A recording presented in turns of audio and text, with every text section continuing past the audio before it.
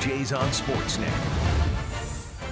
Presented by Honda. The Honda Checkered Flag event is back. Get there fast. Leave even faster.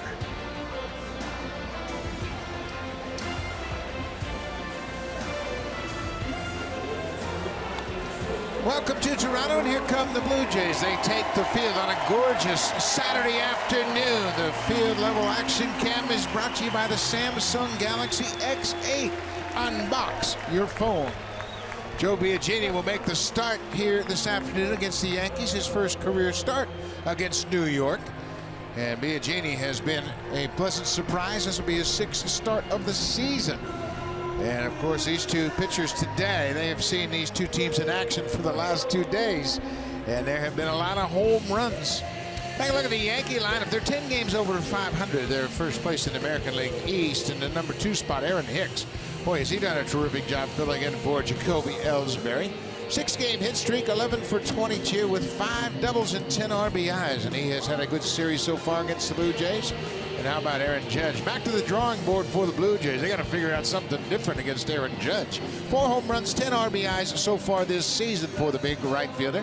Holiday, Castro, Gregorius, and the rest of the Yankee lineup set to take on Joe Biagini. These are some tough lineups that the pitchers are going to have to get through this afternoon. Joe Biagini faces the Yankees for the first time as a starter in his 6th big league start. He has pitched against the Yankees 7 times, all of them in relief. He's got a 1-1 record in his career versus the Yankees. He took the loss in his last start. That was against Texas. Even though he allowed only 2 runs on 7 hits in his longest outing of his career, that was 6 innings. He threw a career high 95 pitches in that game. Surprisingly, when you look at some of his numbers, he's become a ground ball pitcher. 3 out of every ball hit, 3 out of every 4 balls hit have been on the ground for Biagini. Defense will be significant for Biagini. In the outfit is Barney Pilar and Bautista. Up the middle, Tulowitzki and Travis. At the corners, Donaldson and Smoke.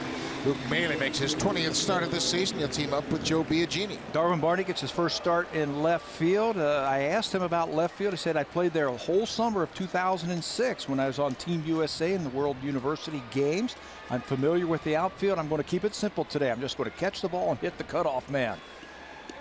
Checking the bright sun here today. It's wide open baseball and a beautiful afternoon. 19 degrees at the start of play.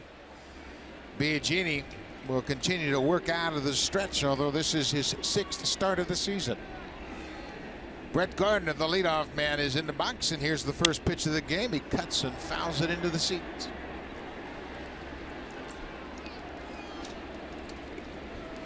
Gardner's having a good season, especially with the power production. 11 homers, 25 RBIs for the left fielder. He's pulling the ball a little bit better this year. He's got a little bit more power, taking advantage of that short right field wall at Yankee Stadium.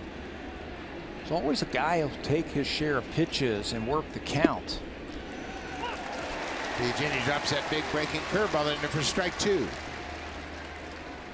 Mentioned Biagini working on an extra day's rest with the return of Francisco Liriano, and it's probably a good thing for Joe. Yeah, he last worked, like we said, through 95 pitches. That was against Texas in his 6 innings. Give him a little bit of extra rest. Luke Maile can't hang on to the foul tip. Gardner has life. We'll see if that extra rest gives him a little bit more on his fastball. If his body can recuperate just a little bit faster and a little bit longer.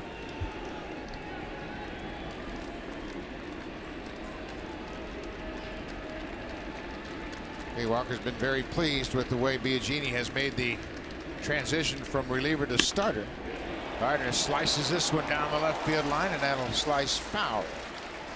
Well, Gardner truly hits the ball from foul line to foul line, but with 2 strikes, I think he could really shade him to the opposite field. The outfield now are starting to take a couple of more steps towards the foul line. After that last pitch, he'll wait as long as possible to read that pitch from Biagini and then slice it the other way if he has to. Pilar's taking a couple of more steps towards left center field. Darwin Barty in left field's taking a couple of more steps towards the foul line.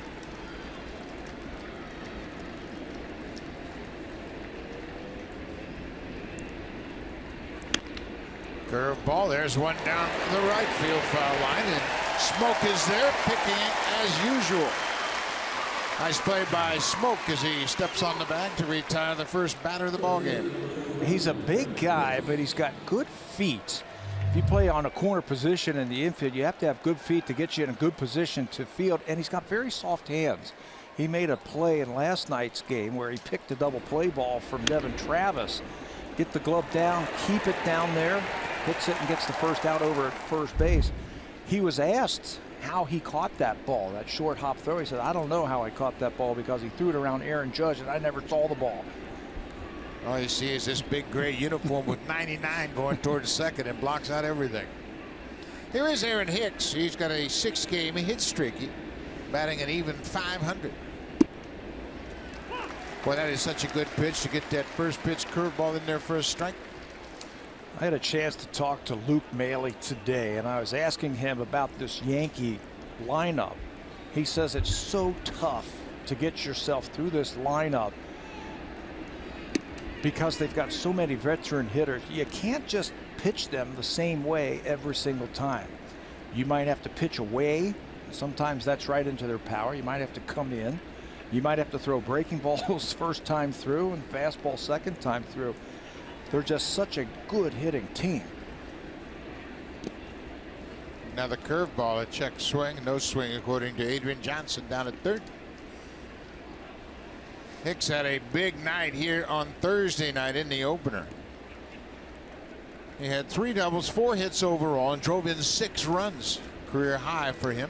The last Yankee batter to drive in 6 runs without hitting a home run, his manager, Joe Girardi, did it back in 1999. Now the curveball may have broken his back. 2 up, 2 down. Couple of ground balls for Biagini.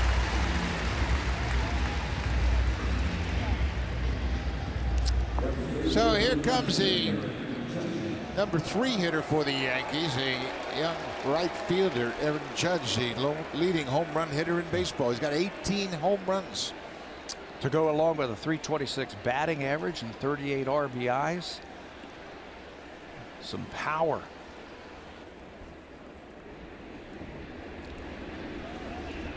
Looked like we might have shortchanged him. He's got 18 home runs and 40 RBIs. Number 18 was yesterday. And he's the perfect example of what we were talking about. Normally with power hitters, you go down and away and you're going to get outs. You're going to pitch away from their power. And Aaron's got power the other way. We saw that, hit it into the second deck in right field. Well, and you look at him in the batter's box. I mean, he literally fills up the entire batter's box. And what is down and away to most hitters is right out in his wheelhouse. He's got long arms and a long bat. He can reach those pitches. AL home run leader. He's number 1 with 18.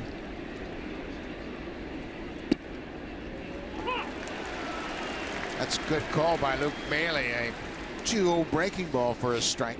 I read a story about Aaron Judge that there was an American League general manager saying, I saw him when he was in college and when he was playing in the Cape Cod League, and I wasn't going to pick him. I just didn't think he was going to be a baseball player, but kudos to the Yankees for picking him. And I'm saying, how do you not try this guy? At least try and pick him because of his size and his strength. On that alone. On that alone. Yeah. That's something you cannot teach. Power.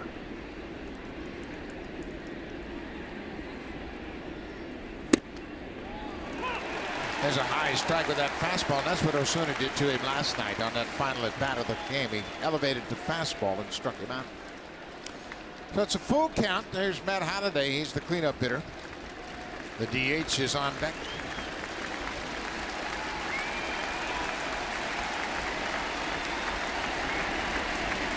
(3-2).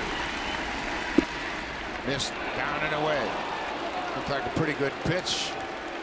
Boy, that is a good job by Biagini. He elevated the fastball for strike 2, went down trying to get strike 3, and it's called a ball. Yeah, you're going to have to search all over that strike zone to try and figure out how you're going to get that guy out. Matt Holliday had an RBI double in the 7th inning. That made it a 1-run game at that point. The Blue Jays would get it right back with a home run by Josh Donaldson. Check that. That was when they scored on the sac fly by Travis. Holiday hits one deep to right, but Bautista hasn't measured, and that'll do it. So the Yankees are retired in the top of the first. 2-out walk and nothing more. Joe Biagini.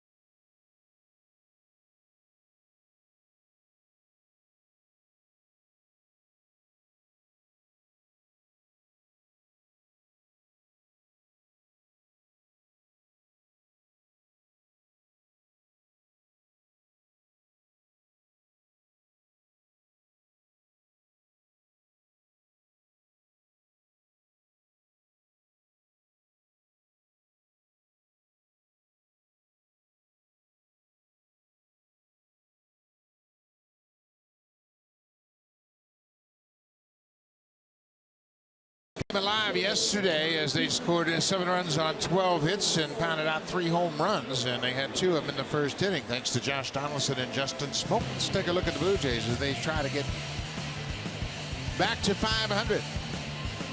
Kevin Pillar will lead things off, then Josh Donaldson. And man, he has come off the DL swinging a hot bat, 7 for 24 with a pair of doubles and 3 home runs. He's also driven in 5.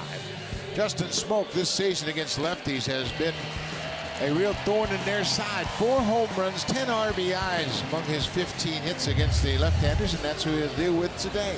24-year-old Jordan Montgomery. What a pleasant surprise that they got from this kid in spring training.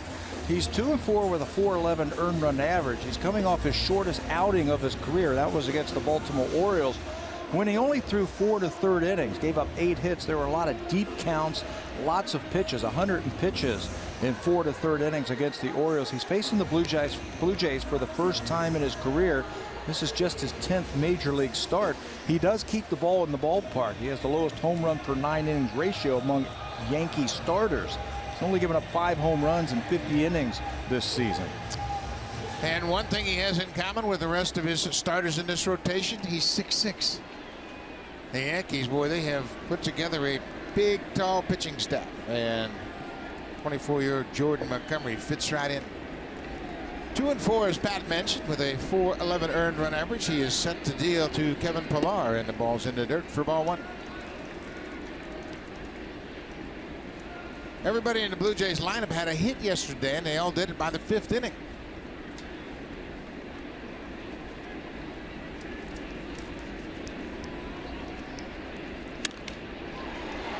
Off the end of the bat, that's got a chance to drop, and here comes the judge. And the judge makes the out. Sorry about that. That would just happen.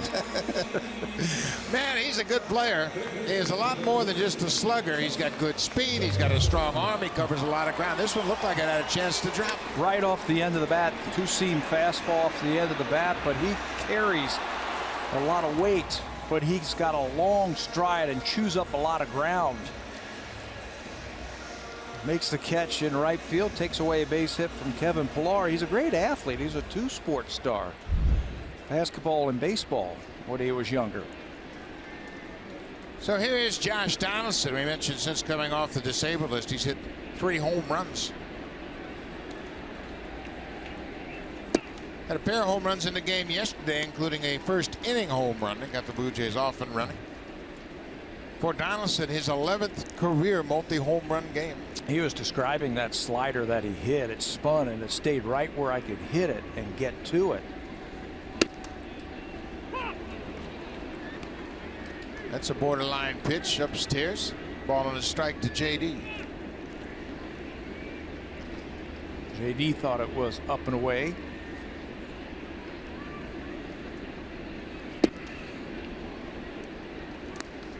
At times, Jordan Montgomery's fastball command can elude him. He's got a good slider.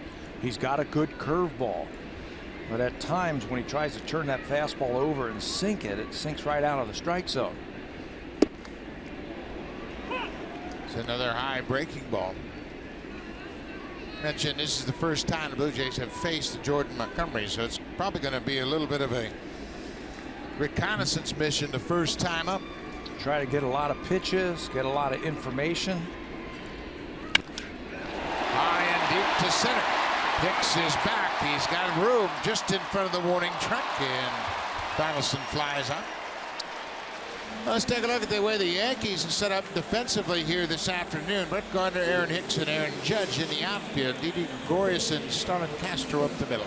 Chase Headley and Rob Refsnyder at the corners, and Austin Romine will team up with Jordan Montgomery for the Battery for New York. And that's Rob Refsnyder. The Yankees have used 7 different players play the position of first base already this year. It's only the 3rd start for Refsnyder at first base.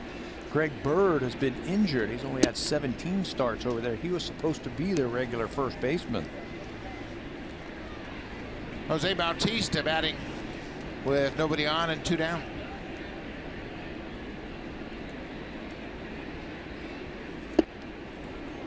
Bautista has 34 career home runs against the Yankees. That's tied with Evan Longoria for the most home runs among active players.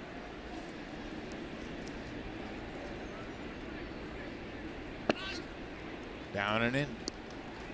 I think the bigger the stage, the better Bautista likes it. And there isn't a bigger stage than playing the Yankees, especially in New York.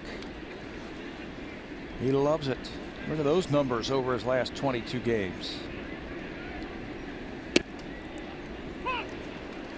Another borderline pitch goes into pitcher's favor. Eric Cooper has a generous strike zone. We have seen that in the past, and he's fairly consistent with it. Bautista strikes out.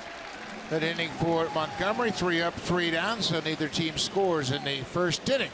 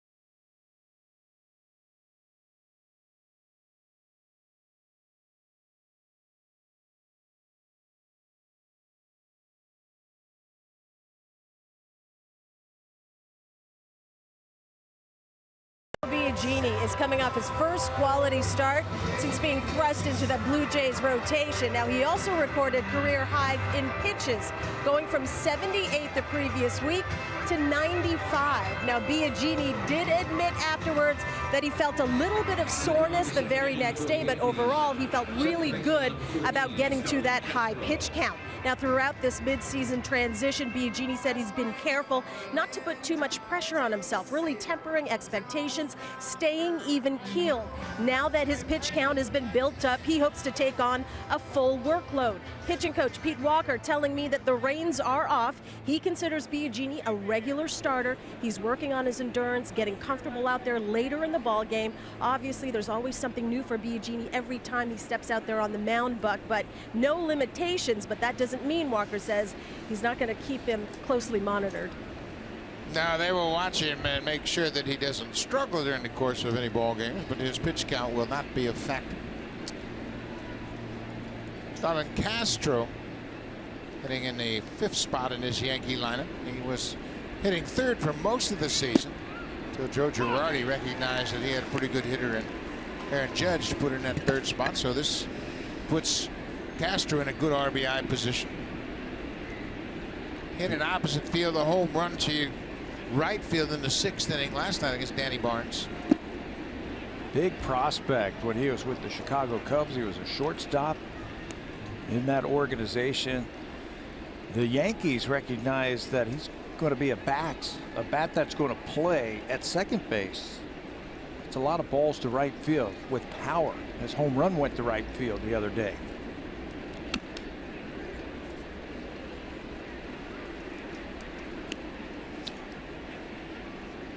Biagini had a 2-out walk to Aaron Judge and then retired Matt Holliday to end the 1st.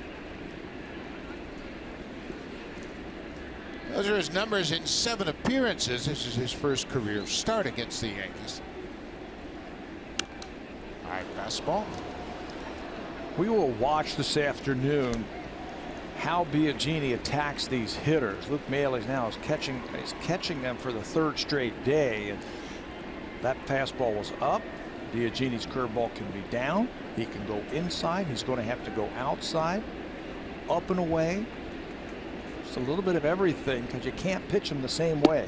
Good pitch. Well, Biagini's made some good pitches down in that area of the strike zone. This time he gets the call. I think that was set up by that first pitch or that last pitch, that high fastball. They wanted to stand him up or change his eye level. He went upstairs. Take a look at Luke Maile. He's going to say, give me it up here. And he goes upstairs, stands him up just a little bit more, and then boom, right down the lower parts of the strike zone, and he freezes him for the strikeout. That's how you're going to have to pitch the Yankees. Don't fall into any patterns. Here is Didi Gregorius. Biagini misses with that first pitch. Gregorius batting .301 for the season. Started the season on a DL. He had a shoulder problem. Injured that shoulder during the World Baseball Classic while he was playing for Team Netherlands. Nice play by Travis. 2 up, 2 down. Well, let's take a little bit closer look at this afternoon's starter for the Blue Jays. And what will Joe Biagini feature? He'll throw that fastball 50% of the time. Mix in a curveball, a changeup, and a slider. It's almost like a cutter, that slider. He uses it 16% of the time, and batters are only hitting 194 against that slider and just 103 against the changeup. He can turn that ball over. We've seen him do that against right-handers and sink the ball inside against them. Chase Headley, the 3rd baseman. You know, you look at his pitch selection and his mix now as a starter. It's quite a bit different than he was as a reliever. He's throwing more curveballs and more changeups. And naturally, you would expect that because he's got to face hitters 2 and 3 times. Yeah, coming out of the bullpen, you can basically be a 2-pitch pitcher. Starter, you better have at least 3 different pitches, and Joe's got 4.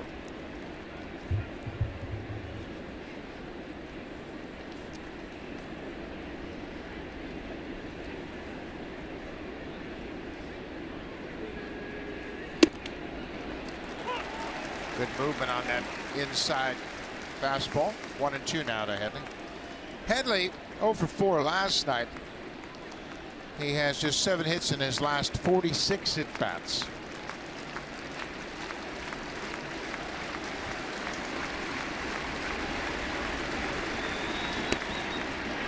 Is that high fastball?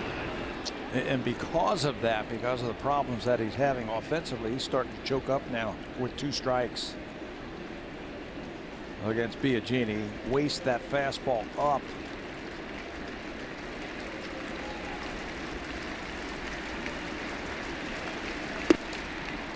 Missed with that cutter outside. It's a full count. Austin Romine, the catcher, hitting in the 8th spot. He'll bat if Chase Headley can reach base. 2 outs, no score. It's out of the 2nd.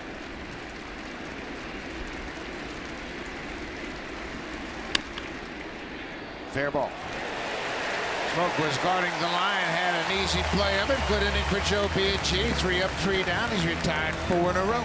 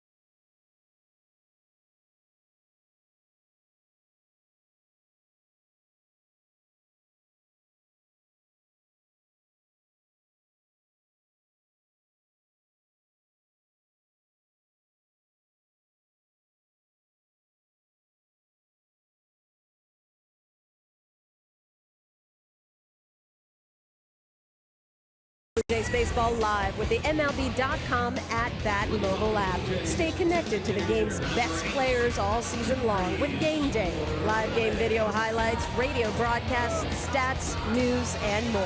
Download MLB.com at-bat today. It's your #1 app for live baseball. Buck. Thank you very much, Hazel May, and it is a beautiful afternoon here at Rogers Center and a great day for baseball for sure. And you see both of these teams are wearing that play ball patch on their jersey. It is a major league initiative to encourage youth participation in baseball and softball all across North America. So everybody in baseball wearing that patch, and they have also put the phrase down on the field on both baselines. Play ball. And why not? Get outside, get some exercise, and enjoy yourself. Kendrys Morales batting right-handed against Jordan Montgomery. Pat, this is going to be interesting to watch the Blue Jays lineup as they see Montgomery for their first at-bats and then see how they react second and third time through. Kendrys Morales, first pitch, he was swinging away. Did you see that wild, hard swing on the first pitch? He was sitting fastball all the way, and it was an off-speed pitch. A little undecided there on that swing as well. You might see that first time through from the Blue Jay batters, just getting an idea of what Montgomery features. What makes him so tough is he'll use everything, and he'll pick up his second straight strikeout. Everything that he throws, they're all about the same percentage-wise. So you can't sit on the fastball 50% of the time like you can with Joe Biagini that he will get. He'll use just about everything. Changeup 21% of the time. Curveball 18. Slider 16% of the time. And then there's the fastball. And you don't have a history with them, so you're going to be learning on the job this afternoon. He's got some good numbers. His changeup and his slider are his out pitches that he will pick up most of his strikeouts with. Well, he's got a hot hitter to deal with now in Justin Smoak. Smoak batting right-handed. He and Morales, of course, switch hitters. Smoak against lefties batting .417. It's the second highest batting average in the American League. Only Avisail Garcia of the White Sox is hitting higher.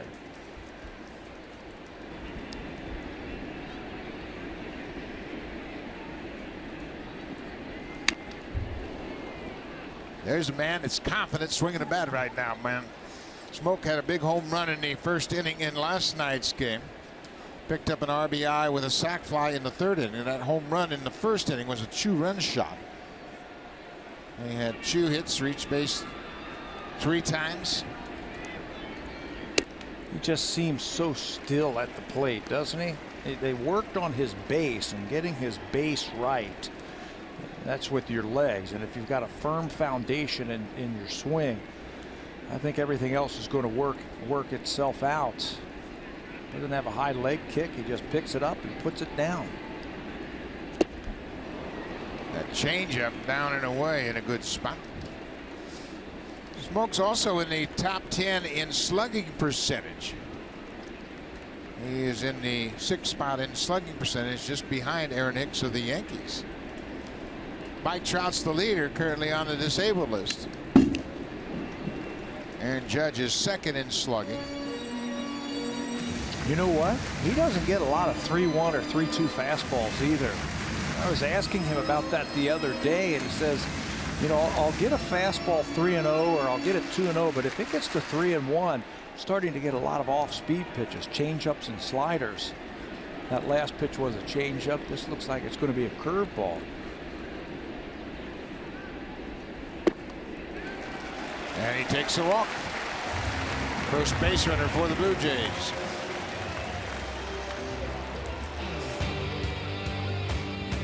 Hit a home run with any project this season. Home Hardware, proud sponsor of the Toronto Blue Jays.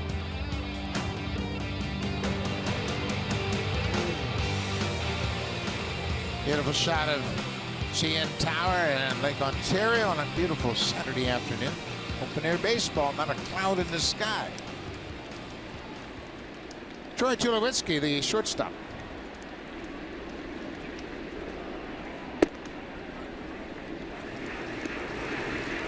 Everybody just trying to get an idea what they're dealing with the 24-year-old left-hander Montgomery. He comes right over the top in his delivery. You mentioned he is 6'5", 6'6". He creates a lot of good downward movement with his breaking balls. Ball is down for ball 2. Tulo has reached base in 13 of his last 15 starts. He had a long streak of plate appearances without a strikeout snapped against Cincinnati. He had 37 straight plate appearances without striking out.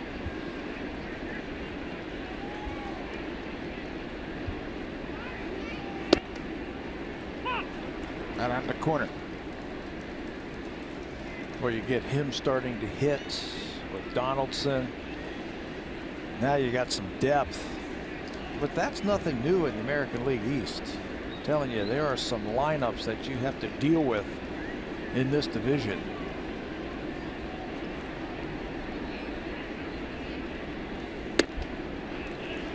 Baltimore, they hit 2 home runs in the first inning in last night's game, and Manny Machado hit one in the second deck just inside the foul pole down the left field line. That was at Oriole Park at Camden Yards. You don't see too many balls hitting that second deck. No, not by a right-hander. 3-1. You can tee off on something here if it looks good. Back-to-back walks after 1 out. That's what I mean. At times now, not at times, he gets a little wild with his fastball. He sprays it just a little bit. Now that 2-seamer is just leaking out of the strike zone. Blue Jays showing some patience there to get a couple of runners aboard. Well, the one thing about both of these lineups, all the hitters know they don't have to carry the team. They don't get anything good to hit, pass the baton to the next guy. Evan Travis batting .263.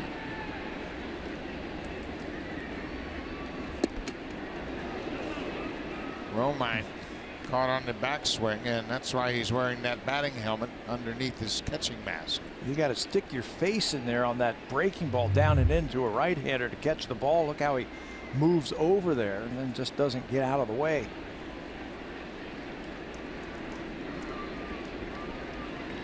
Devin's got a big backswing. High fly ball deep to left field. Gardner at the track. He's got room. He goes back there nonchalant, doesn't he? I mean, he must be able to read the ball off the bat of the Blue Jays and know exactly where that thing's going to come down, because he gets back there so nonchalant. It makes it look easy. Yeah, he sizes it up pretty quickly. He'll look at the ball, then he'll look at the fence, and watch how he just coasts back. There's a glance at the fence. I've got plenty of room. No problem at all. He did that a couple of times on Thursday night when he looked like he was telling the fans, hey, these are way out of there. And they caught him right up against the fence. Darwin Barney hitting in the 8th spot, playing in left field.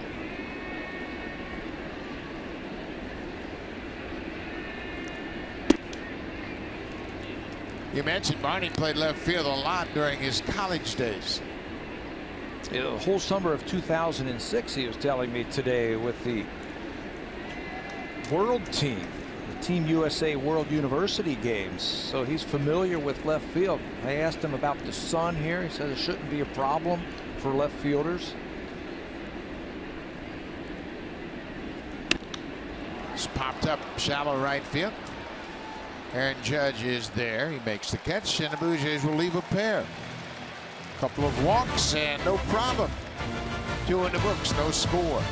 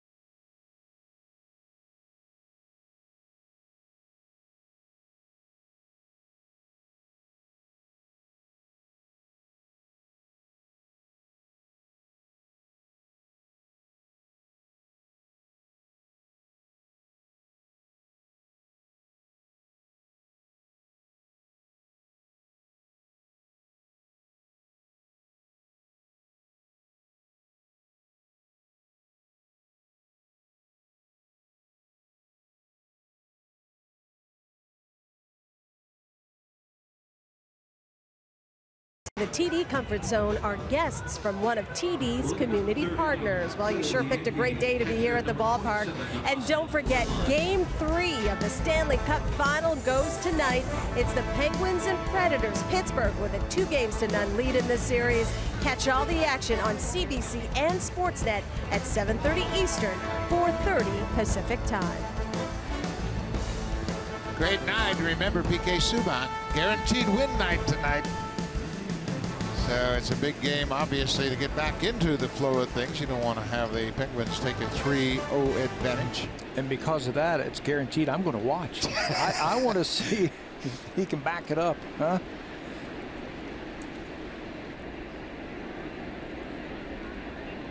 Austin Romine, the catcher, takes the first pitch strike from Joe Biagini.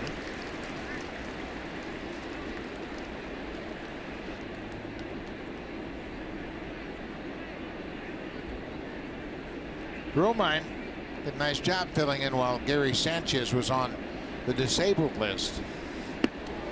Sanchez was on the DL for about 31 games, and Sanchez had a strained biceps muscle in his right arm. So Romine did a nice job picking up the slack. Drove in 10 runs.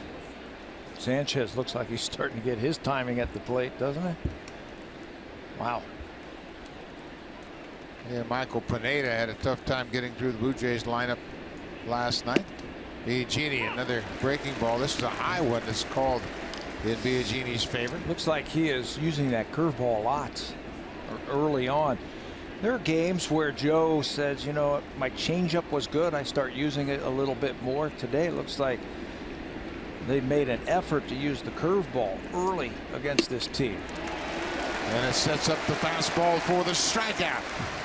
One away here in the third. Second strikeout for Biagini.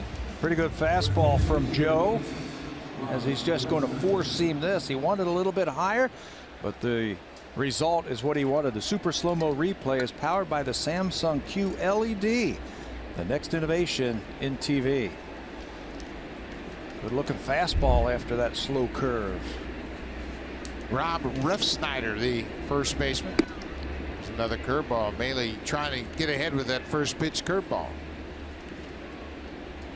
Refsnyder just 2 for 10 on the season. He's been up and down a couple of different times with the Yankees. This is just his 7th game of the season. Refsnyder's making his 3rd start at first base.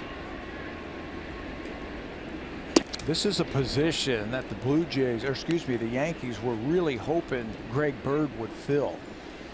But he got hurt the second last day of spring training, found a ball off of his foot.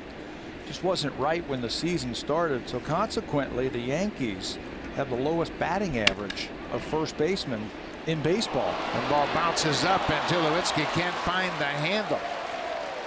It kind of kicked up, caught him on the heel of his glove. He went to grab it a second time and couldn't come up with it. It's an error on Tulowitzki, his 4th of the season. Comes with 1 out here in the 3rd. Normally short-handed, just to his left. He's there. Yes, it came up on him. A little bit hit on the heel of the glove. And then he knows the only way he's going to get the runner is if he reaches back down there quickly with the glove. But he misses on that one as it pops out of his glove. Kind of interesting to watch how this infield plays. This is the first real warm day they've had with the sun baking on the dirt all morning long. The roof has been open for most of the morning. Brett Gardner, check swing foul for the first pitch of this at bat. On days like today, players at their position, they'll ask the ground crew, hey, put a little bit more water where I play, or don't put so much water, put a little bit more turfus, soften it up and then put some more dirt on it. They'll ask them to put it and make it just the way they like it.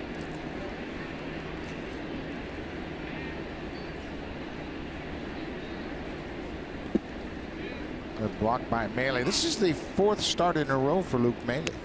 Filling in for Russell Martin, who's still dealing with that neck issue. So Maile, repetition has enhanced his catching. He's been able to block the ball very well. And obviously you get into a rhythm of calling games, especially when you're catching against the Yankees for the 3rd straight game. Get an idea what they're trying to do at the plate.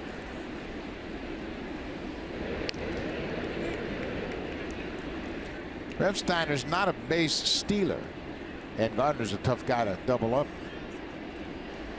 Yeah, he's not be running here. He's not a base stealer. He's not in the base stealing mode. You can see that right foot is a little bit in front of him. That's going to slow down your hips as you turn towards second base. You like to have that right side open just a little bit. Gardner pokes at it, and that might have been a ball. So he's had a check swing and a foul bunt attempt, and he's behind Biagini 1-2. Well, the Blue Jays pitched Brett Gardner tough last year. He had just 9 hits all season long. He had 153 against the Blue Jays, no home runs and 1 RBI. Before his career, he's been a tough out. Yeah, he's had some big games against the Blue Jays, big seasons against the Blue Jays, but they kept him in check for the most part last year. Refsnyder's running. Good throw by Maile, but on the shortstop side of the bag. They appeal down to 3rd base on the check swing appeal, and it's denied. But Refsnyder picks up a stolen base. He stole that one on Joe Biagini. He just gave him the one look. Did not alter his looks over at first base, and the ball bounced at home plate. You can see 1001, 1002, and he takes off. And the throw's offline. He's now 1 for 1 in stolen bases. Well, Gardner now batting with a runner in scoring position, and this was not a good situation last night for either team. They scored 12 runs in the game, but combined they were 0 for 16 with runners in scoring position. Doesn't happen very often.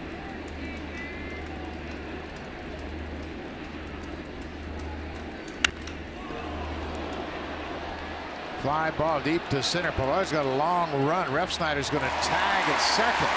And get the ball back in quickly as that ball hung up there a long time. And Pilar had a long way to go. He was shading Gardner to the opposite field. And luckily that ball was hit high in the wind. It looked like it blew it right back to Pilar. Pilar's going to play this off to the side. And the reason he was going to play it off to the side is so he could catch and turn quickly and get the ball back into the infield as quick as possible. We have seen players at times tag up from second base and score on long fly balls to the outfield. Pilar played that nicely, like a football player, catching it over his shoulder, spinning and firing the ball back into the infield. 2 outs now for Aaron Hicks. High curveball. Hicks has had quite a series. 6 hits so far in the series, including 4 hits in the opener on Thursday night.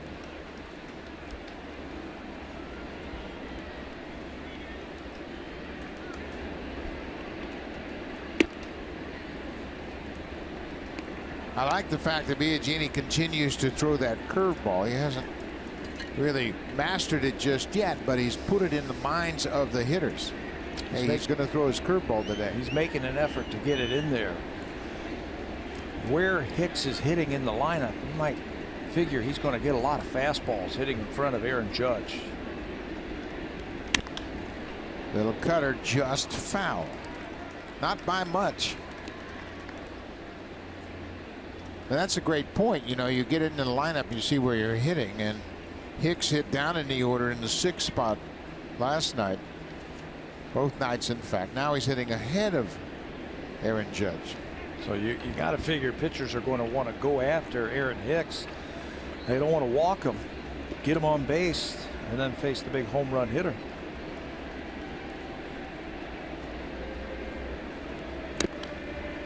Now the curveball. That was a better curveball. You know, Joe Girardi had talked about this with all of these lineups in the American League East. He says, you know, there used to be a situation where you'd concentrate on 3, 4, and 5 in your lineup, and you say, okay, don't let this guy beat you. But these lineups are so deep now, I think you just have to focus on getting the batter out and then seeing where you are after that at bat before you start thinking about 1 and 2 guys behind them. Yeah, start making those adjustments. Getting that guy out. These lineups, it's guys, plural. There's a lot of them in these lineups. Luke Maile, squatting down behind home plate, had second thoughts and said, you know what, let me go out and talk this over with Biagini now. Do we want to throw another curveball? How about that cutter in on the hands? Everything's been in. You might want to try and turn something over here. That might be one of the longest conversations I've ever seen between pitcher and catcher. Hey, what do you want to throw here? Well, I'd like to throw this, but I'm maybe thinking about throwing that. No, what do you think? I'm with you. I think they throw a sinker down and away right now.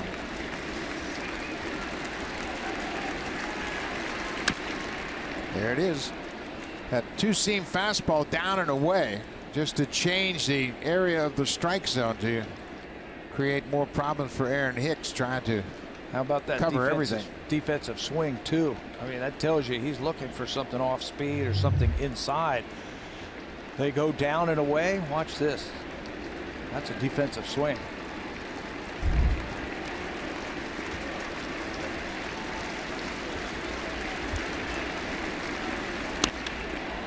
Breaking ball lifted in the air. This is trouble.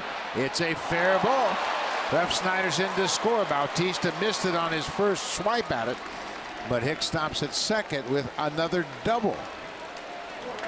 Hicks has had some series against the Blue Jays, and that's just like we mentioned. You know, you have to worry about the guy at the plate, not the guy behind him. What a series he is having. That's another extra base hit. He had 3 of them here on Thursday. Had 2 more. Check that. Had one more yesterday, and he's got another one today. Goes down and gets that. He's out in front on that curveball. Hits it high enough, but he hits it in a good spot right down the line for extra bases and another RBI. Now, you had mentioned on that two-seam fastball down and away, he had a very tentative swing, and he was obviously looking soft with 2 strikes. So the Yankees have taken a 1-0 lead. Refsnyder reached on the air by Tulowitzki, stole second base, moved up on the fly ball to center, and now comes in to score.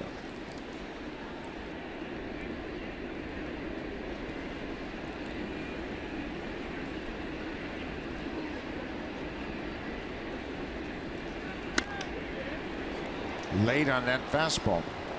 94. This is where you have to trust your eyes if you're a pitcher. Don't think so much about scouting reports and weaknesses and strengths. Let your eyes tell you where you need to throw this next pitch. And what should your eyes tell you? Got to pound him in and up. He's looking off speed.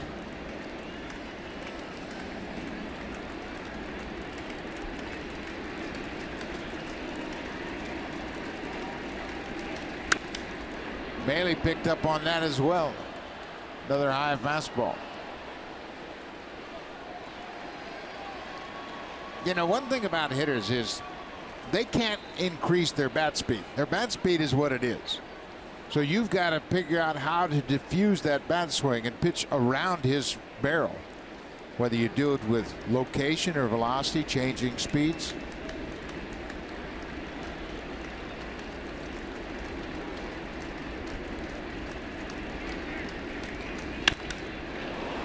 Line to center and hit deep and off Pilar's glove. He got a piece of it, and Judge is going to end up at second with an RBI double. That looked like a cutter. It just didn't get off the plate far enough. The hardest ball for a center fielder is that line drive that's going to be right over your head. You're just not real sure if you got to come in or if you got to go back. And Pilar in center field initially turned this way, started to come in a couple of steps, and then just can't get back. That would have been a circus catch. He throws his glove up and it almost goes in. It's right off the edge of the fingers and safely for a double. Those balls are hit so hard and they get out there so quickly. Boy, Judge once again extending his arms out over the plate and drives that ball on a line to deep center field. So it's 2-0 New York. For Judge, that's his 41st RBI. Aaron Hicks picked up his 31st.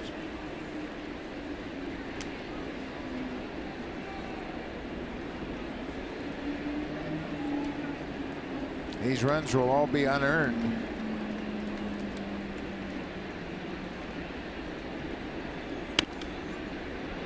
Matt Holliday fouls off that first pitch. Tulowitzki's error came with 1 out, and then Brett Gardner flied out to center. That would have been the end of the inning. So any runs that come in after the fact are unearned runs. But there's still runs, and the Blue Jays have to save this run at second.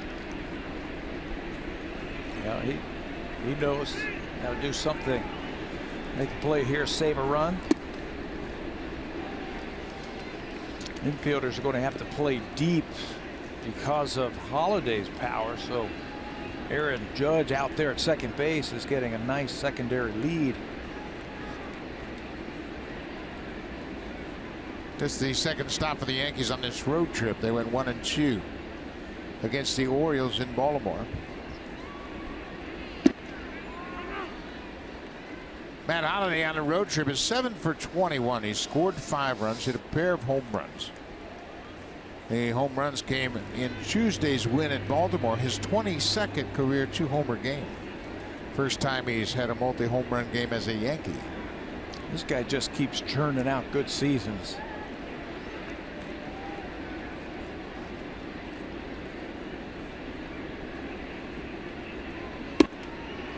There's a curveball for a strike.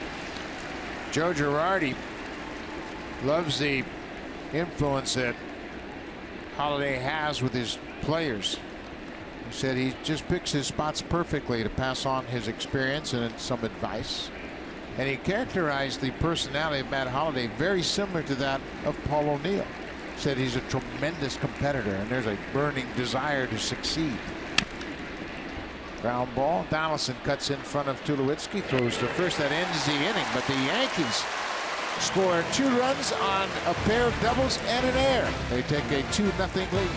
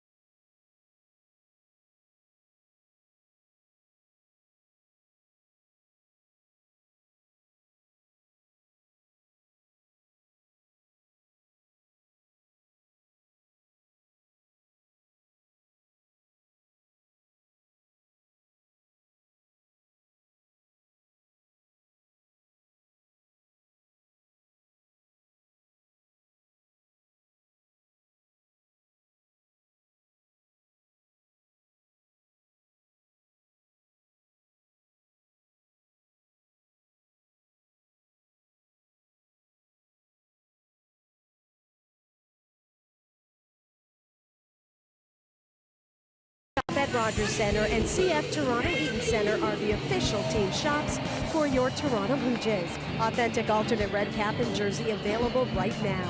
Get yours today at select J-Shop locations at jshop.ca or by calling 1-877-J-Shop. Buck. Thank you very much, Hazel. And a busy J-Shop for sure. Lots of people here having a good day and a gorgeous afternoon. 19 degrees at the start of play, and it couldn't be better. Cool breeze. The Yankees have taken a 2-0 lead off Joe Biagini. Luke Maile, the catcher and number 9 hitter, takes the first pitch strike.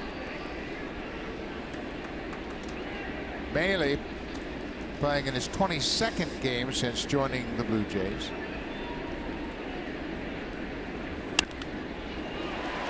Knocked down by Headley. That's going to be a base hit for Maile. He got to that curveball and hit it off the third baseman's glove. That'll start the inning. He was saying that he is so happy to play for the Blue Jays. He likes all the guys here. He loves this team. He says, I just wish I could do a little bit more offensively. I know I'm a better hitter. Well, it's starting to come around for him. This one down the line and off the glove of Chase Headley for a base hit.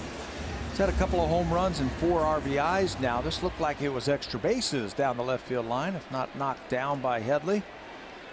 Headley was anticipating that ball to his left, and he yanked it back by him to the right. Kevin Pillar flied out to right field his first time up. And the Blue Jays have seen Montgomery now one time through the batting order. A little bit better idea what they're dealing with.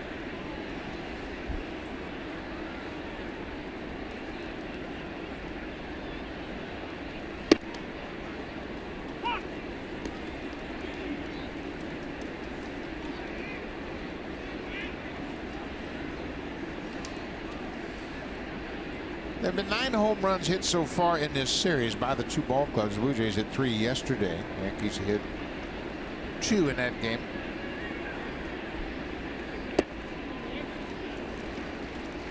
I mean, these are 2 powerful lineups, and they mentioned neither team had a base hit with a runner in scoring position in last night's game. Aaron Judge has a base hit today with a runner in scoring position. Montgomery, when there are runners at first base, uses the slide step exclusively. Pillar singles into right. And at times that can take away from his power, especially against a team that's not going to run a lot. He doesn't have that high leg kick like he does when he's out of the windup. So loses a little bit with the fastball, and Pillar's going to take advantage of it. Pitch away. Kevin hits that one off the end of the bat. Luke Maile had to freeze momentarily. You see him as the base runner. Make sure that Castro doesn't come up with it. And then he's got to hustle into second base. Back-to-back singles to set the table for Josh Donaldson.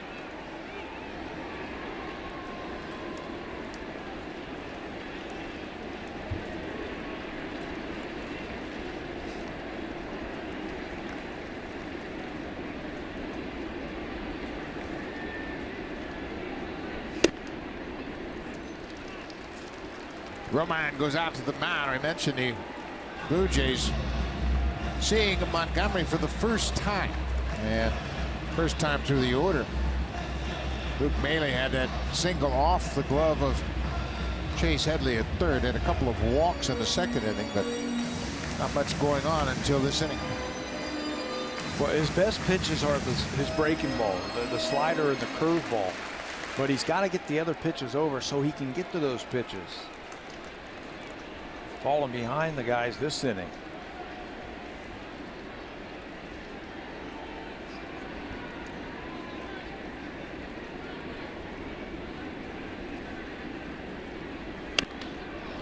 Popped up and playable. Romine in foul territory makes the catch. Donaldson pops out. That's the first out of the inning. Super Slow-Mo Cam. Brought to you by the Samsung QLED, the next innovation in TV.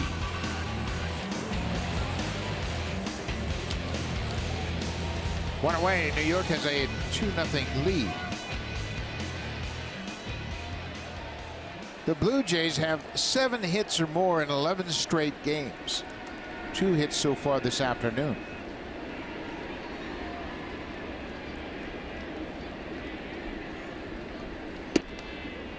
Jays have gone 6-2 so far on this homestand. And as a team, they've combined to hit 300 with 18 home runs in 8 games. You get that hitting, you get that late home run hitting, and a solid bullpen. I'll take my chances with that combination.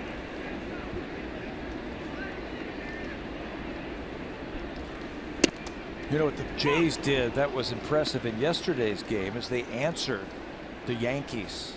Like on 2 or 3 occasions, Yankees would get a little bit closer. Blue Jays would answer, widen the lead. New York would come back. Toronto would scratch out a run.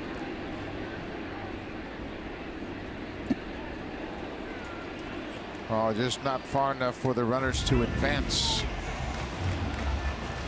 Gary Cederstrom called Bautista for a swing on that check swing, and a very late call as that ball was away from the catcher, and Jose obviously disappointed in that call, but now he's behind 1-2.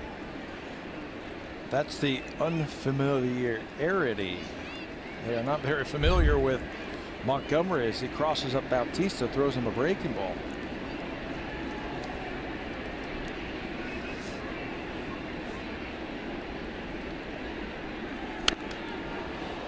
Well, he got a pitch to hit and fouled it back.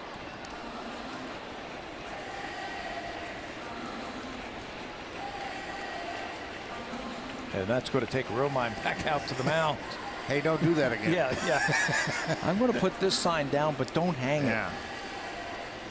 Bautista has 10 home runs for the season. 7 of those home runs have either tied the game or given the Blue Jays the lead. They trail 2-0.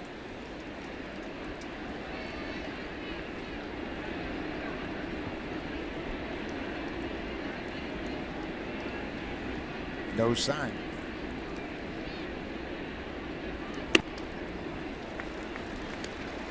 Well, excuse me, Buck. One part of the game for young Montgomery this year is he's done a good job with runners in scoring position.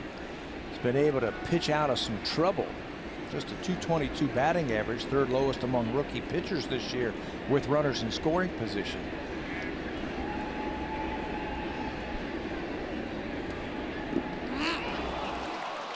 Bautista chased a low breaking ball for the strikeout. That's 3 strikeouts for Montgomery. He's not out of the woods yet. That's his curveball. As it rolls out of his hand, he can really spin a curveball, and he throws it in a good spot. Out of all of his breaking balls, the changeup, the slider, and the curveball, that's the one that hitters have hit the hardest this year. They hit 250 against that curveball. Jose just not familiar with Montgomery yet. Swings over the top of it. Henrys Morales struck out on a breaking ball his first time up.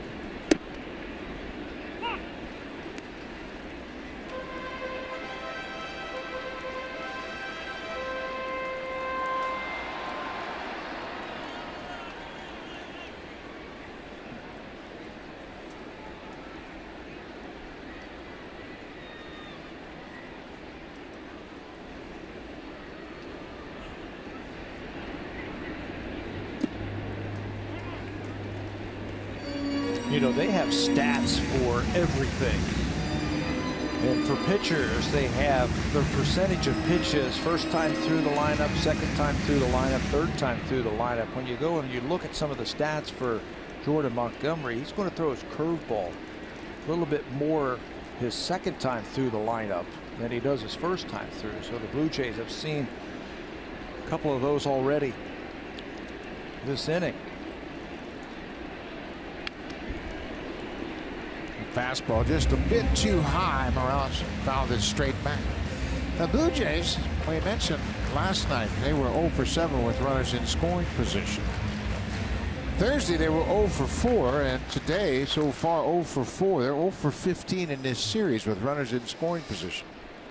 You mentioned that one last night. Both teams 0 for 16. Yet they scored 12 runs. 1-2.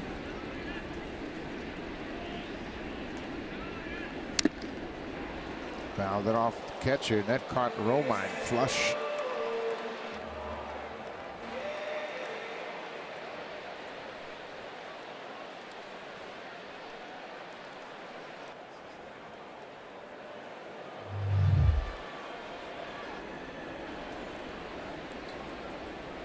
Right off the top of that left knee. He got some of the padding of that shin guard, but watch how his left knee goes down, gets exposed, hit right off the top of that knee. Try and walk it off. Take a walk out to the mound with your pitcher. They hit you right in the top of the kneecap, where all those ligaments and tendons all tie on that kneecap, and it really hurts. It makes your knee go numb for a while. That's why he went down in a heap right away. So Morales trying to break through against Jordan Montgomery. He's behind 1-2. There are 2 outs. Maley's at second, Pilar's at first.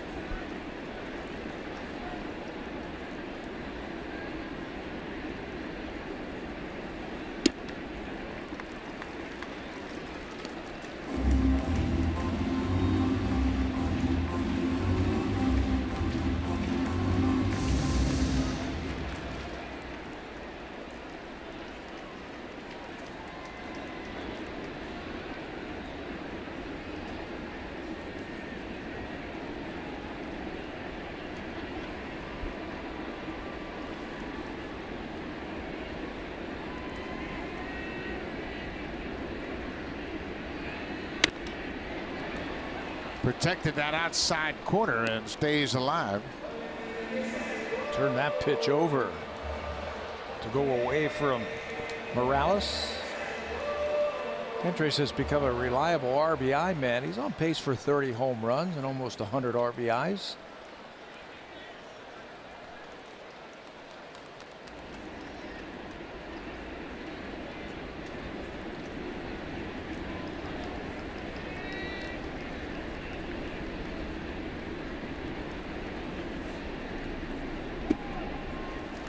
Full count. So with 2 outs and 2 base runners, Mealy and Pilar will be moving on the pitch. Smoke is on deck. He has walked so far. So if Morales can reach base, Smoke would bat in this inning. The Yankees have a 2-0 lead. Larry Rothschild, the pitching coach, looking at some of the matchup information.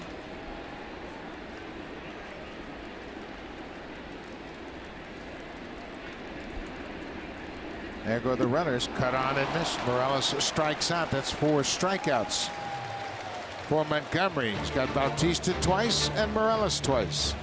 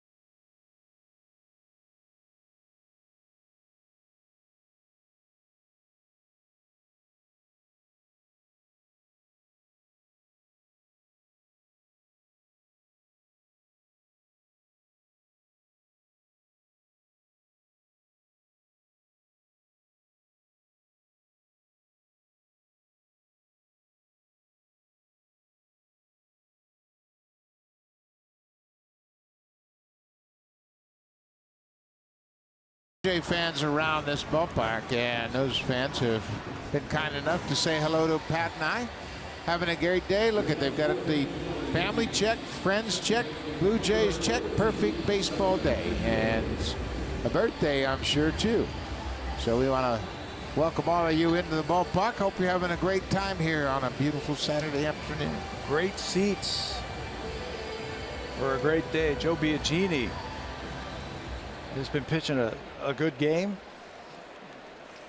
Tried to pitch through an error, but been charged with a couple of runs. Neither one of them earned because of the error.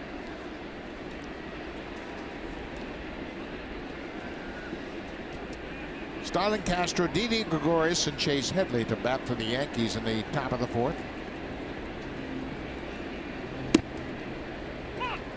That cut fastball finds the outside corner.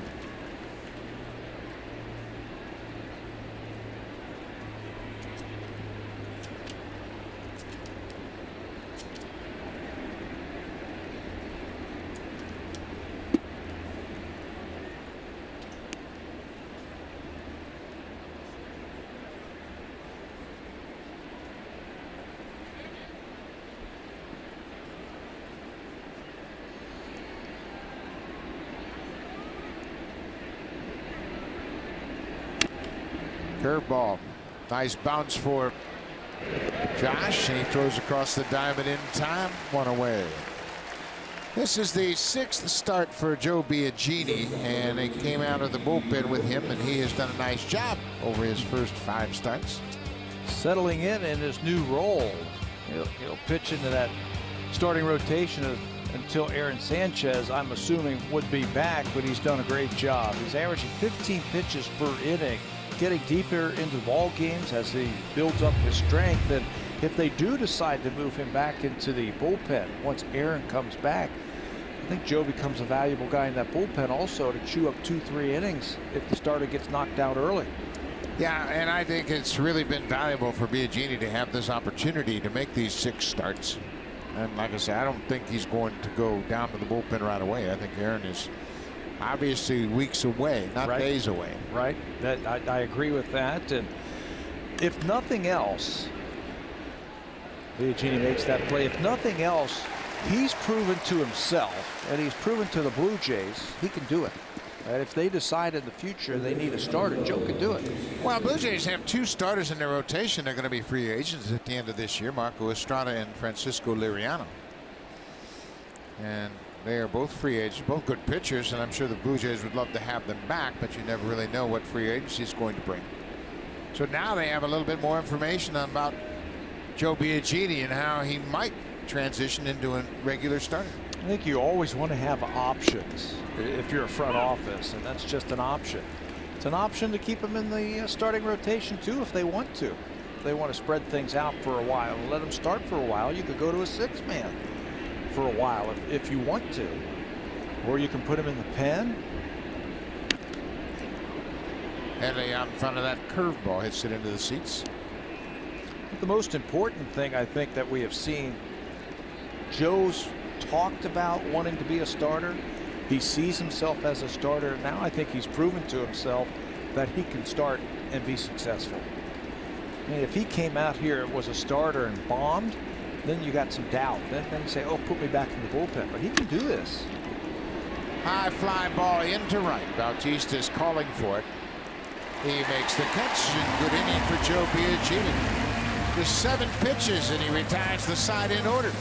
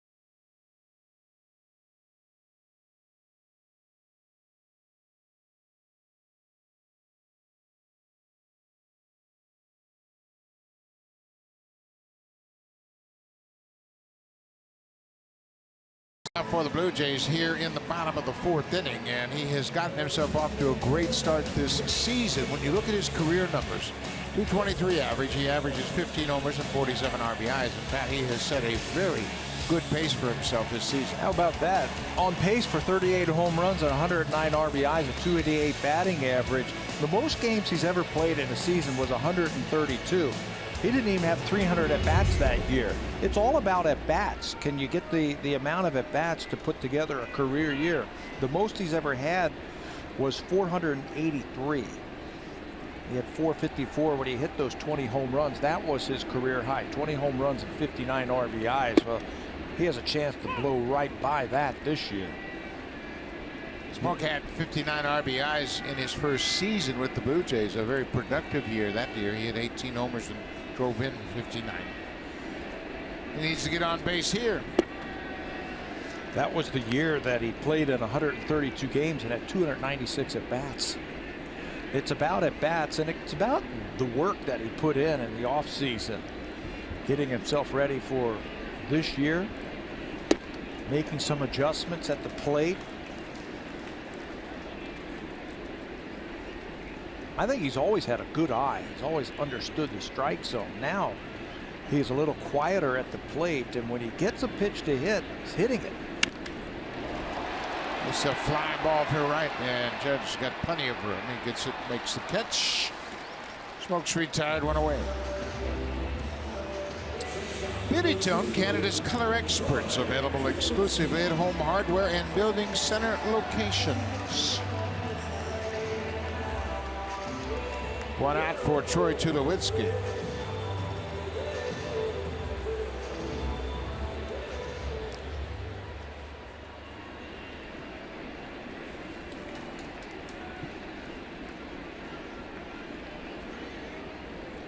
Tulowitzki walked in the second.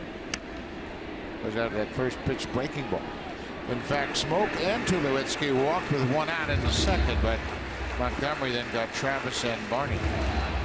Devin Travis got a hold of one pretty well, hit it to the warning track and left, but that was the biggest threat for the Blue Jays.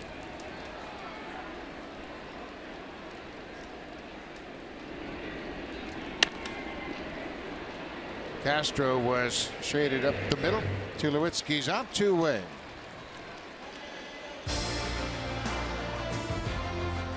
The all-new 2017 CRV. With revamped cargo space, it's the biggest fan yet. Honda, official vehicle of the Toronto Blue Jays and proud fan since 1977.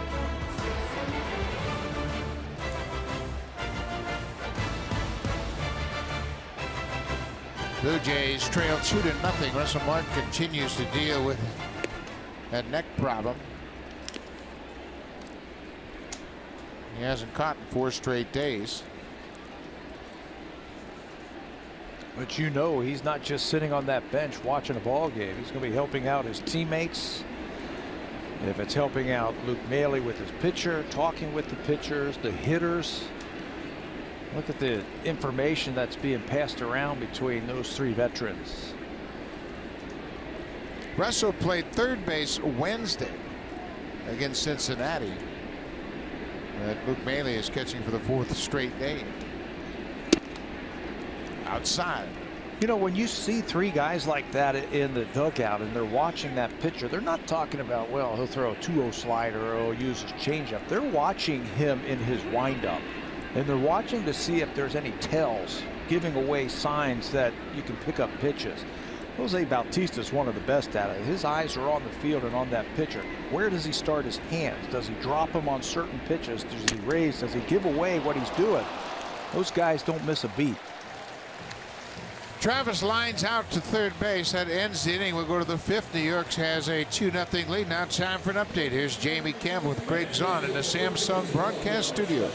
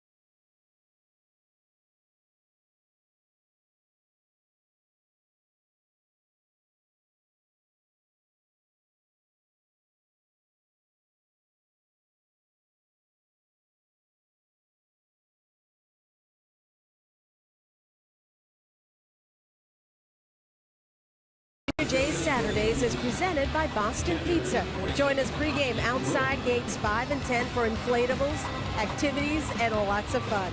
After the ball game, kids 14 and under can run the bases just like Josh Donaldson and Troy Tulowitzki. For tickets, visit BlueJays.com. Always a very popular day here at home on Saturday. The youngsters, there's a group of youngsters that join the Blue Jays for the introduction and the national anthems on the foul lines, and then they run the bases after the game, as Hazel mentioned. That's a good day out. Austin Romine, the catcher, goes after the first pitch. 2 runs on 2 hits for the Yankees. No runs on 2 hits and an error, and a big error for the Blue Jays. The Troy Tulowitzki error, contributing to the 2-run inning in the 3rd. Smoke wide of first, stumbles, gets up and throws in time, and Romine's not running well. Remember, he got hit on the left knee by that foul tip, and Smoke had more time than he thought, but he made a nice play staying with it. You know, we showed him earlier today about having good feet, how he can get himself into position to field balls and then have soft hands. Here's another one. Look at the range from Smoke. Now he's going to fall on the wet turf. Slips, but he keeps his composure, and he knows Romine, he's limping out of the bag. Excuse me, out of the box down to the bag, that he's not running well, so he just takes his time and records the out over at first base. Romine obviously feeling the impact of that foul tip. Struggled up the line, but he's going to strap it back on and get back behind that.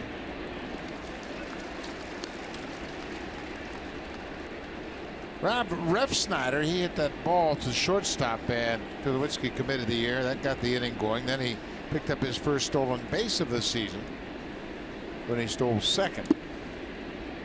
He advanced to third on the fly ball by Gardner and came around to score the first Yankee run on the bloop double. This is a good offense, the Yankees, but they haven't gotten much offense from their first base position this year.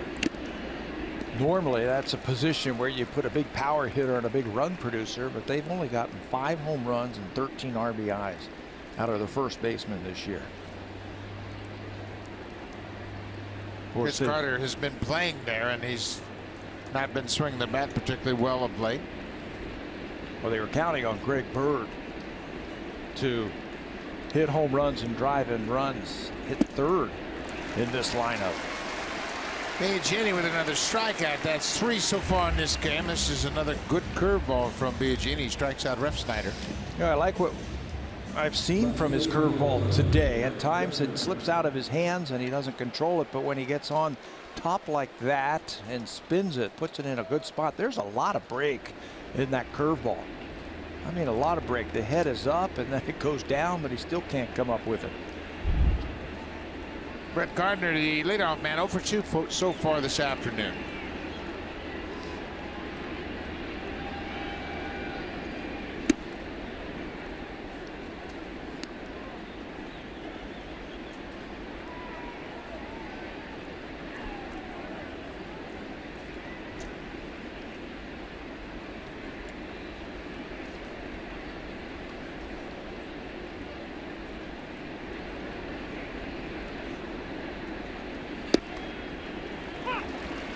Ball on the strike now.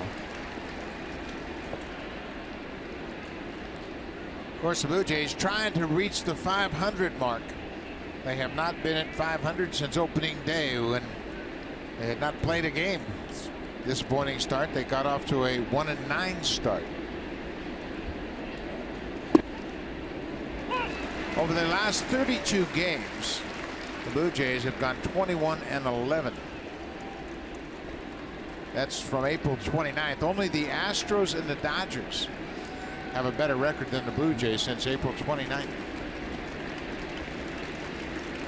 They're making their move. 1-2, 2 outs. Got it. Another good curveball, and Gardner strikes out. That ends the inning. Joe Biagini has retired 7 in a row. He's done his part. Now over to the offense to get something going. It'll be Barney, Maile, and Pilar.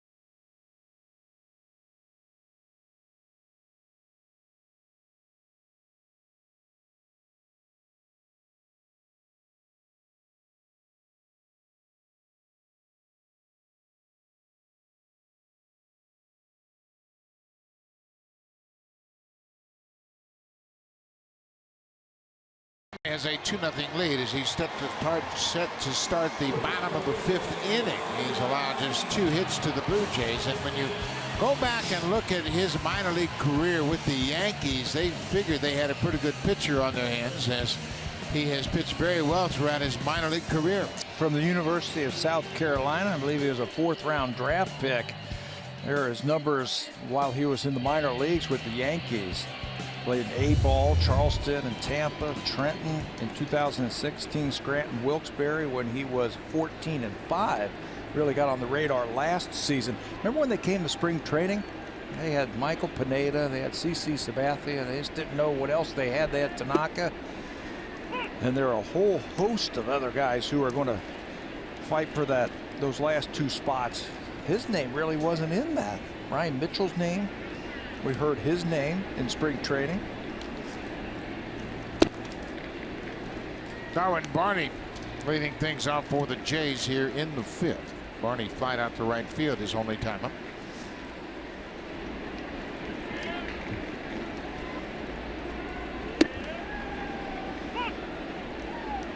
Called strike. Montgomery came on strong in spring training and really opened up the eyes of the Yankees. Came on strong and won it. Chad Green's name, Sessa's name, Warren's name, Mitchell. I mean, you heard everybody but Montgomery. And here he is. Curveball gets Barney. That's 5 strikeouts now for Montgomery. They also had Luis Severino, who we're going to see tomorrow. They weren't sure if he was going to be a starter or a reliever, James Cabrillion. And now Montgomery with number 5. He gets another curveball down and into a right-handed batter to pick up that 5th strikeout. Montgomery's retired 7 in a row. Luke Maile has a base hit. He singled off the glove of the 3rd baseman, Chase Headley. In fact, he and Pilar back-to-back singles to start the 3rd, but the Blue Jays and the next 3 batters were retired in order.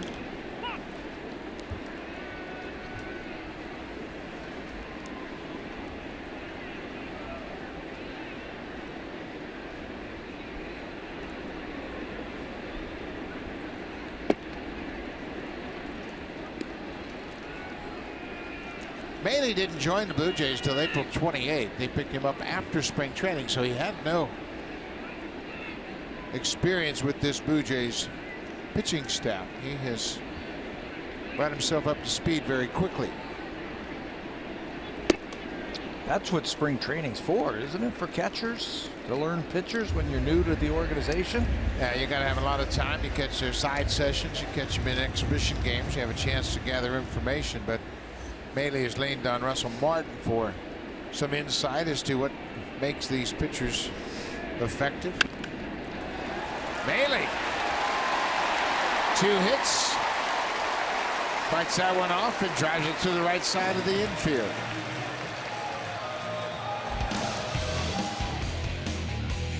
This 4K broadcast is brought to you by Samsung QLED TV. Experience Canada's team in all the colors of the game with the next innovation in TV.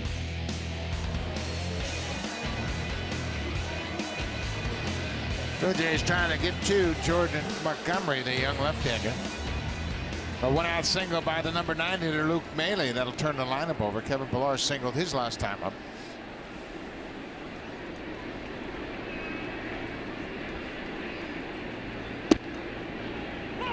Pillar singled over the second baseman into right center for a base hit.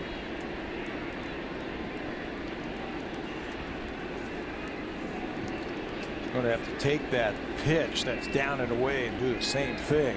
If he gets it down and away, shoot it to right field.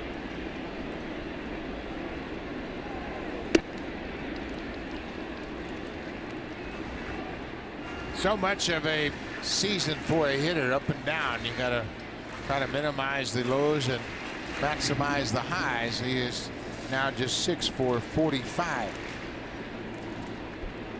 with that single in the 3rd.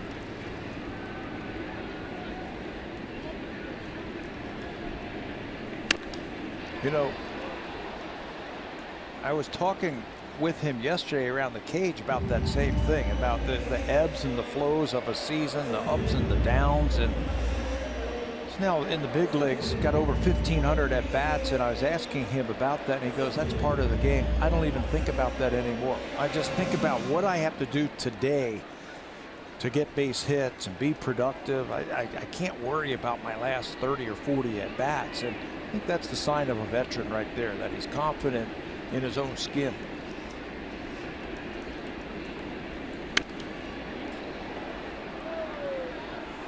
Pilar starts the third trip through the lineup for Jordan Montgomery, and he had a better idea about that last curveball. He was on top of that one, just missed it. Plus, you know, when you've got 2-3 years in the big leagues and you're an everyday player, you're going to play, you know, an 0 for 4, 0 for 8, whatever, you're still going to be in there because you're a good player.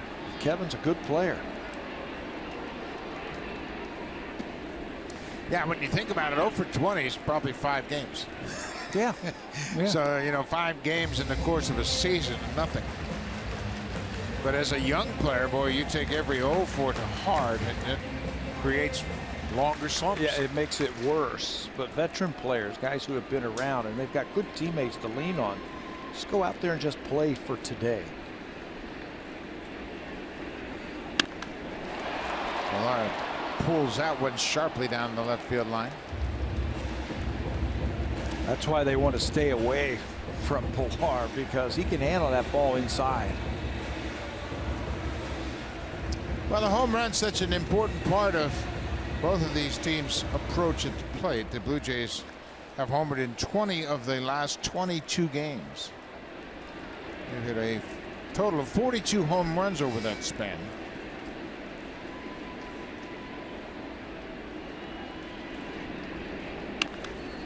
Off-speed pitch popped up. Castro backpedaling into the outfield. 2 outs. Let's check in with Jamie Campbell.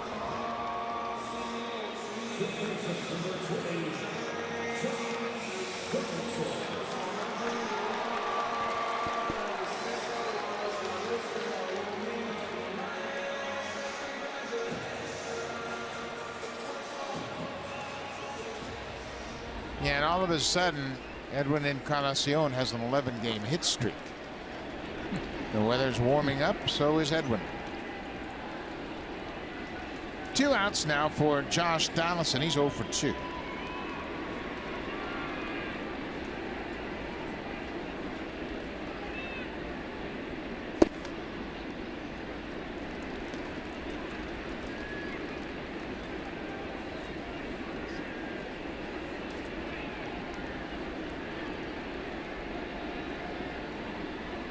Nine of the 16 hits Donaldson has collected this season have gone for extra bases. His first at bat off the disabled list, he ripped a single off the wall or a double off the wall in center field. Tell you what, he's looking dangerous.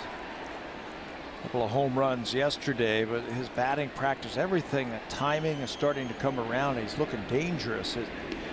Even the balls he's hitting hard are loud.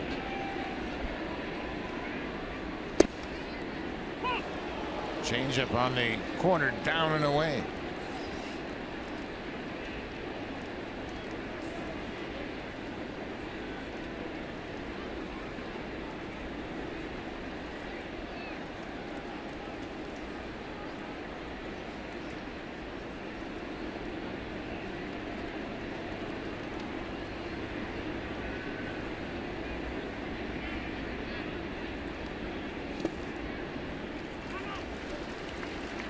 Three and one.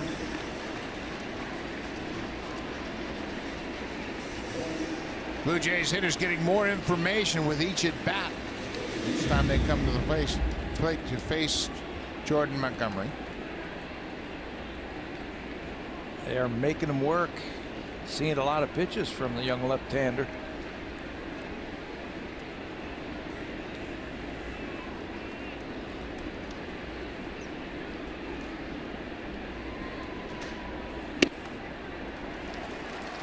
Donaldson takes ball 4. Third walk issued by Montgomery, and that'll bring Bautista to the plate. Now here's a situation. You got a veteran hitter, Bautista. Remember his last at bat? Chased a breaking ball in the dirt, and he is very upset at himself, and he can make in-game adjustments as well as anybody. So now Romine goes out to talk to his young pitcher and said, hey, you know, we got this guy with a curveball last time up, so let's keep that in the back of our mind.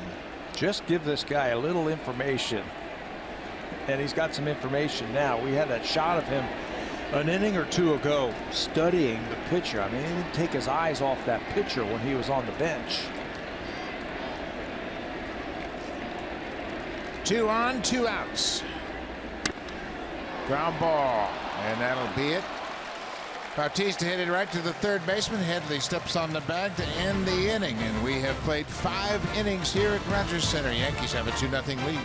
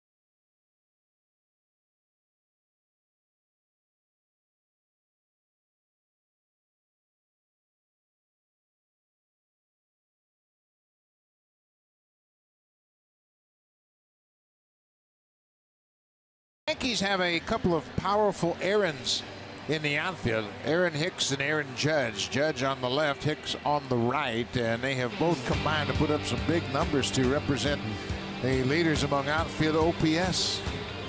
Well, everybody's, you know, Mike Trout, everybody's #1 for the outfield. He leads, but he's out. He's injured right now with thumb injury. Aaron Judge, okay, we can know all about him. Aaron Hicks, what a start to his season, taking over for Jacoby Ellsbury. Got some bad news today on Ellsbury, but Hicks, what a season he's putting together. Yeah, Ellsbury has been shut down now for the long haul. He's going to visit a neurologist on Monday when they get back to New York, and he is still dealing with symptoms of the concussion he suffered, and he ran into the wall last Wednesday and hit that wall hard, and he is not feeling well, so they have shut him down. For the people out there who don't know what on base or OPS is, it's on base plus their slugging percentage.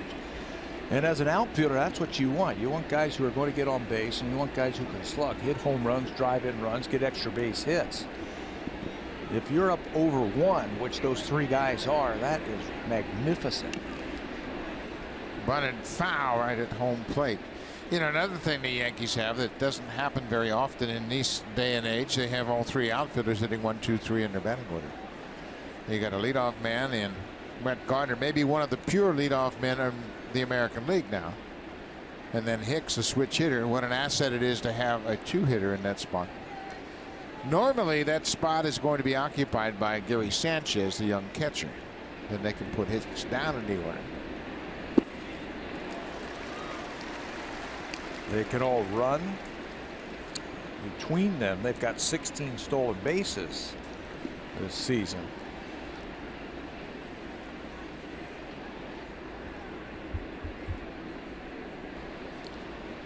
Blue Jays changing up their defense now with 2 strikes on Hicks, and they're going to move Josh Donaldson to the right side of the infield. Now the curveball in the dirt. 2-2 now to Hicks. He's leading off the 6th. Joe Biagini has allowed 2 runs on 2 hits. Both of those runs unearned runs. His curveball's been great today. It's really complemented his fastball well.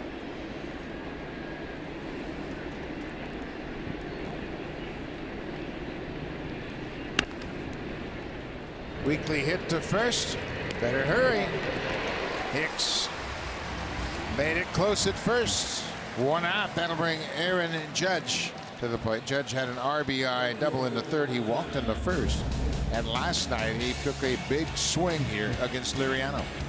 Ball that was away from him. Looked like a slider, and he stayed on it and he hit it 440 plus feet. He now has 8 home runs of 430 plus this year. That's the most, obviously, in baseball. 8 of them. So he's not a wall scraper. Back into the wall scraper. He's timber, heads up. You know, we used to call him cheap home runs. He's got no cheap home runs in his resume.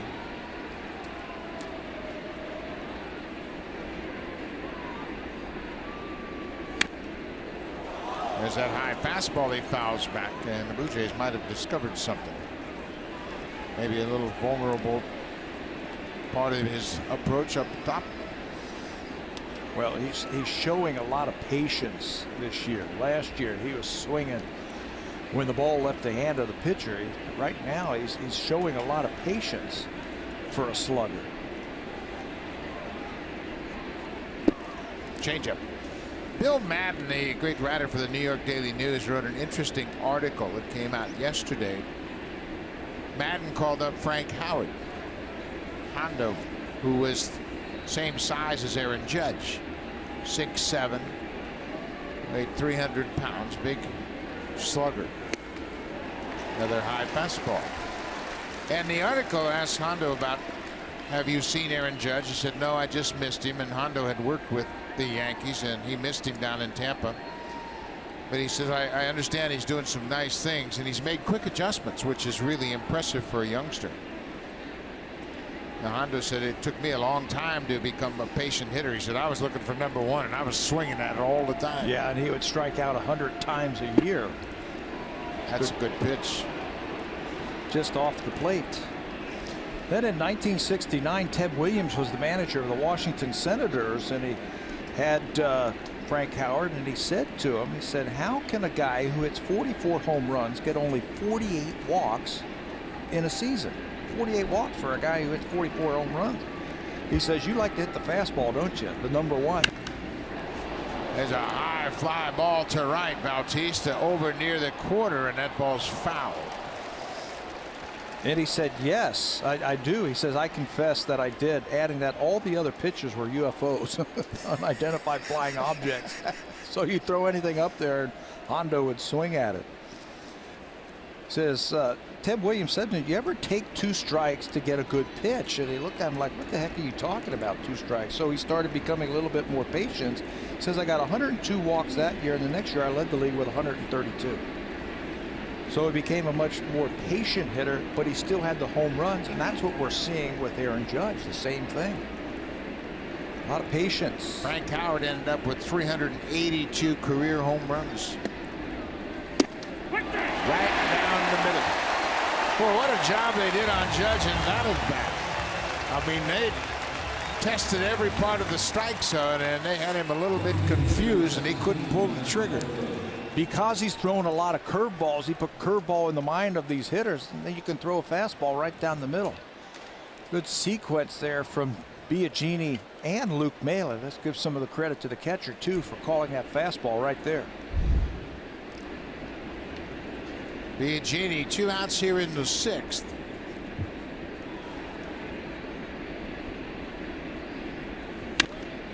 Sharply hit, but right to the shortstop.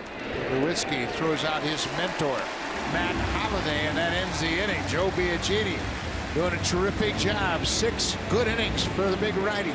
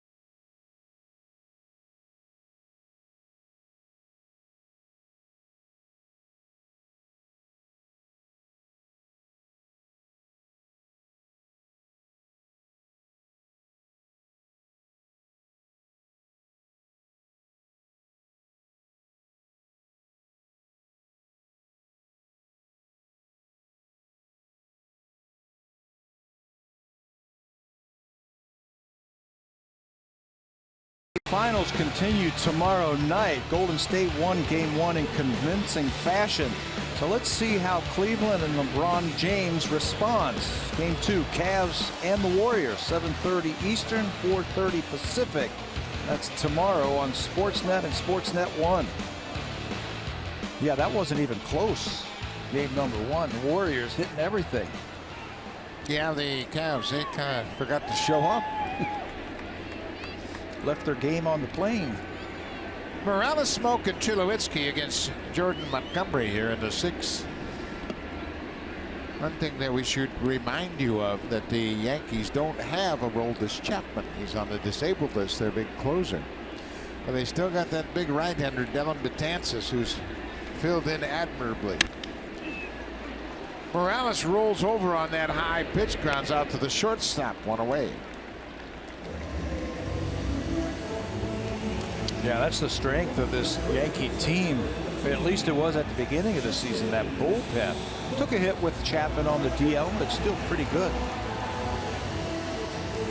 Yankees bullpen, they're 3rd in ERA, 2nd in hits per 9 innings, 2nd in home runs. They've only allowed 13, and they're 3rd in strikeouts per 9 innings.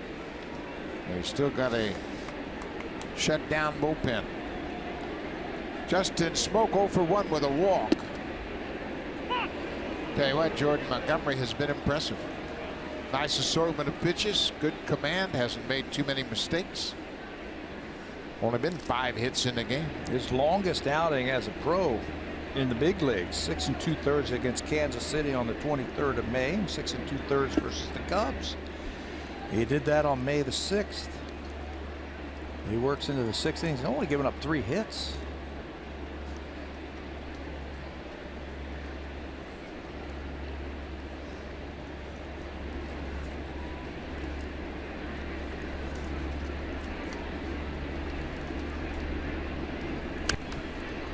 Pop back out of play.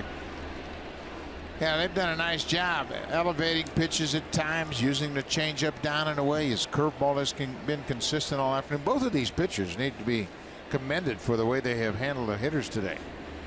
These two teams combined to hit 5 home runs in last night's game. They totaled 20 hits and 12 runs. Different story today. The 2 runs in the ball game are unearned runs. So the pitchers have been dominant. 26 runs scored in the first 2 games in this series by both of these teams.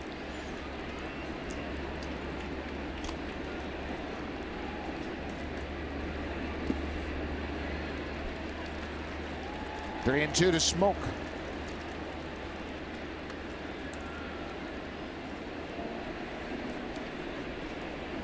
Tulowitzki will bat next. He has a walk and a ground out.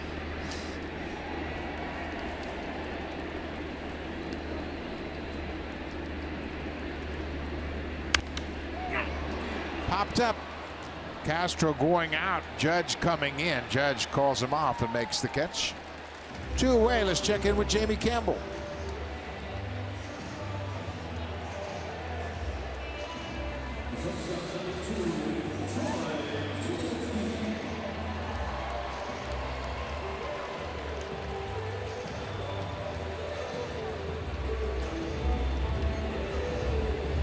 Things are jammed up in that NL Central. Milwaukee, a 1.5 lead over the Cardinals at the start of play. Milwaukee's the only team in the Central that's over 500. There are a lot of mediocre teams around baseball. Cubs just have not been able to get it going this year. Game under 500 at 26 and 27. Washington Nationals, Houston Astros, they both are on big hot streaks. Astros have won 8 in a row. Nationals have won 4 in a row. Houston has 39 wins. You know, speaking of the Cubs, I still like the Cubs. I like their pitching. I like their hitting. I like everything about them. They're not pitching very well. Nope. I know they got the names and all of that, but as far as getting the production out of their pitching, they're down in the middle of the pack. Their ERA 4.09 at the start of play. It hasn't happened yet, but they've got the horses and the guys who've done it in the past. Just wonder if they have some hangover from last year's long playoffs. Yeah, you go into the end of October and then you have a couple of weeks of celebrating. Then you have to do Dancing with the Stars and all the late night shows and all that stuff. And before you know it, it's spring training. So yeah, their off season is short. The Cubs ERA 4.04 through 53 games this season. They're only hitting .234 as a team.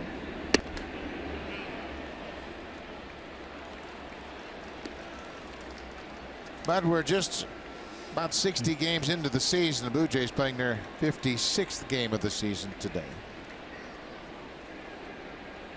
And the weather is just now warming up in the Midwest, so you got to figure some of those hitters are going to start to put it all together. 1-2 to Tulowitzki. Gets a piece of that slider. The Blue Jays on this homestand have hit .300 as a team, and today they have been effectively neutralized by Jordan Montgomery. And Biagini's done the same to the Yankees.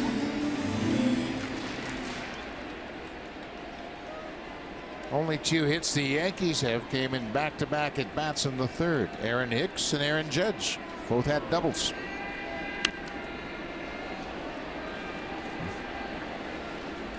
Montgomery has thrown 100 pitches, and with that, Adam Warren is loosening up. Warren pitched an inning in last night's game and gave up a run on 2 hits.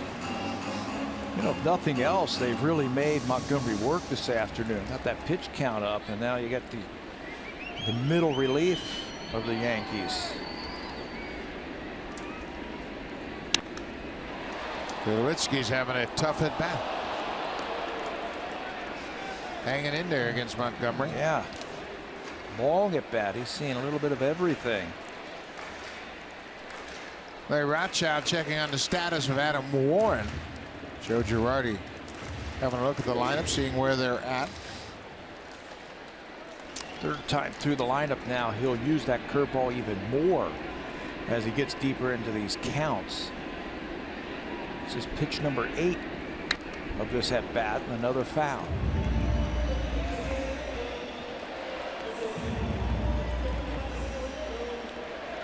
Two runs is nothing in a game between these two teams. They both have power. Runner gets on, somebody runs into one, and it's a brand new game.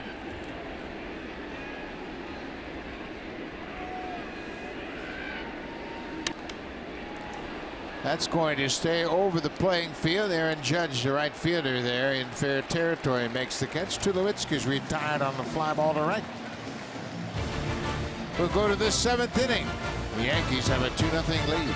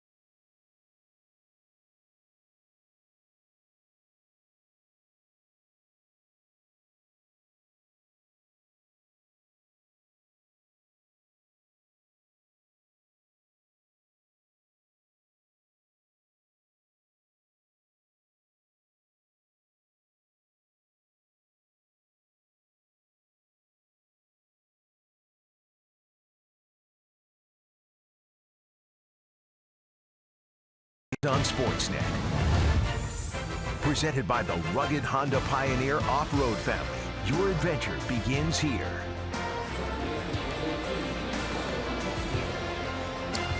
CN Tower, and last night the Blue Jays enjoyed another successful Blue Jays Care broadcast auction. They raised over $275,000, and one of the auction items was a trip up the CN Tower with Joe Biagini for a visit, a chat, and a chance to get to know Joe a little bit. And he has really pitched well today. He is going to start the 7th inning for the first time in his big league career. Last time out, 6 innings of 95 pitches. He's pitched better here today. Castro will lead things off. Starlin Castro, the second baseman, has gone 0 for 2 with a strikeout.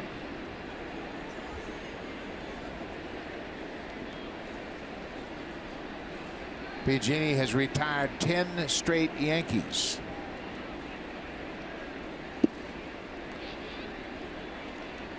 Up and down, in and out.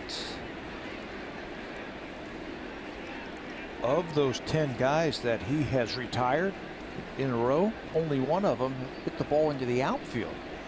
Everything else has been strikeouts and groundouts. Since he has become a starter, 3 out of every 4 balls that are hit have been on ground balls. He's been getting a lot of ground ball outs since they've moved him into the starting rotation.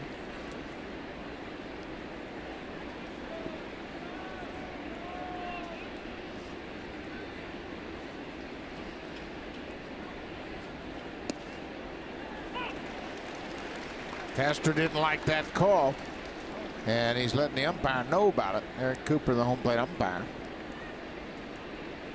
Biagini threw that 2-seamer away, and it ran back over and caught the outside corner. Good job by Maley framing that one up for him too.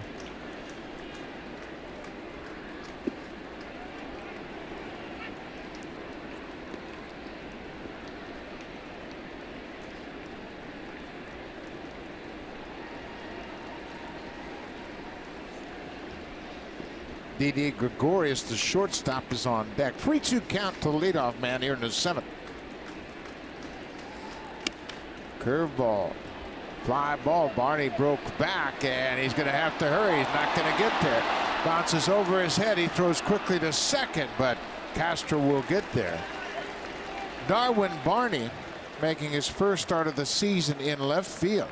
Saw the big swing and took a step back, and it was off the end of the bat, popped up, and Castro's aboard with a double. Sometimes that's all you need as a hitter. The ball is up high enough, you see the big swing, and then you move back and you can't get to it, and bounces off that spongy turf high enough, and that allows Castro to hustle into second base. It'll go as a double, third hit for the Yankees this afternoon. But they've made the most of their hits. That's 3 doubles now. 2 bloop doubles, 1 line drive double off the glove of Kevin Pillar. Hicks and Castro both had bloop doubles. Hicks went down the right field line. Castro's down the left field line, and then the line drive double by Aaron Judge went off the tip of the glove of Kevin Pillar in straightaway center.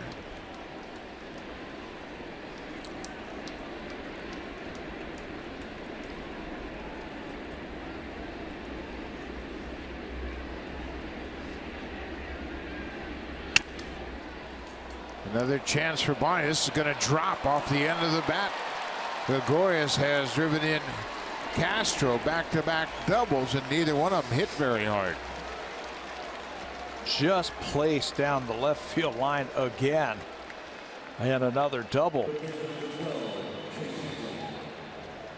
Gregorius, you got a runner at second base and nobody out. He's going to try and pull the ball, so you pitch him away. They do. They make a good pitch. He breaks his bat, and he's going to have an RBI double. Right down the left field line. Good read by Castro as he scores on that loop double.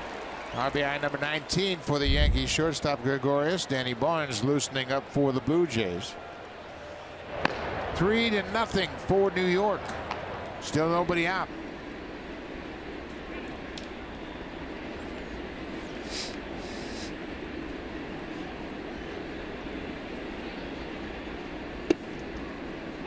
Curveball has been a good pitch for Biagini all afternoon. He gets ahead of Chase Headley.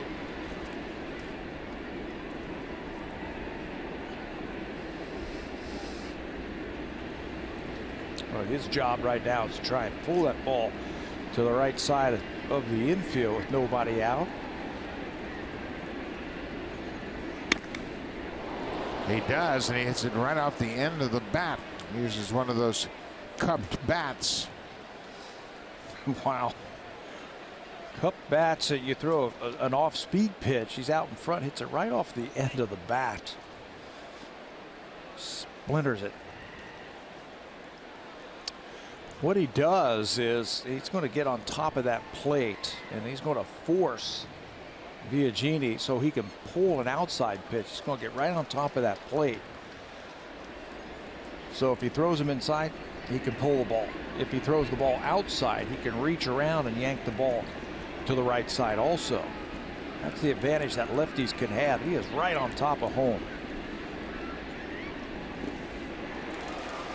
He swings and misses, and Maile looked at Gregorius to hold him at second, and the throw to first completes the strikeout.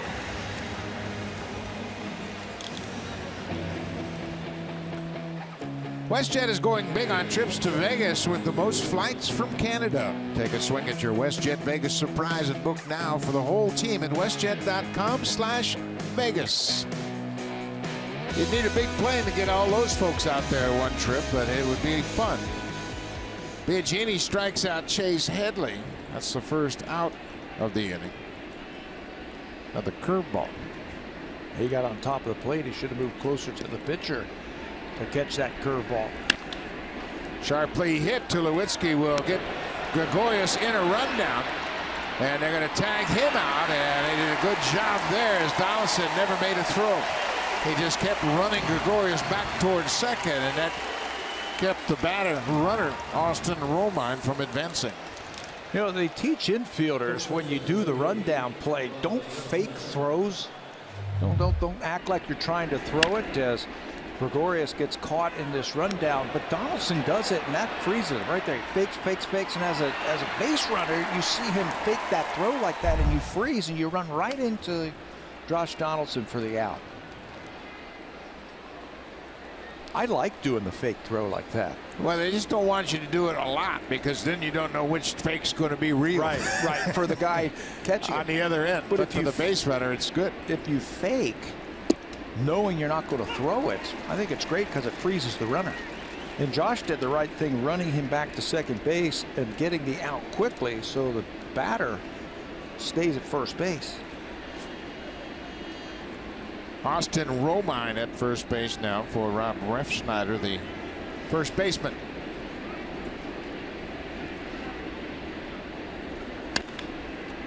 Donaldson to his left. Nice play. That'll end the inning, but the Yankees, another pair of doubles here in the seventh. Didi Gregorius, an RBI double. New York has taken a 3-0 lead.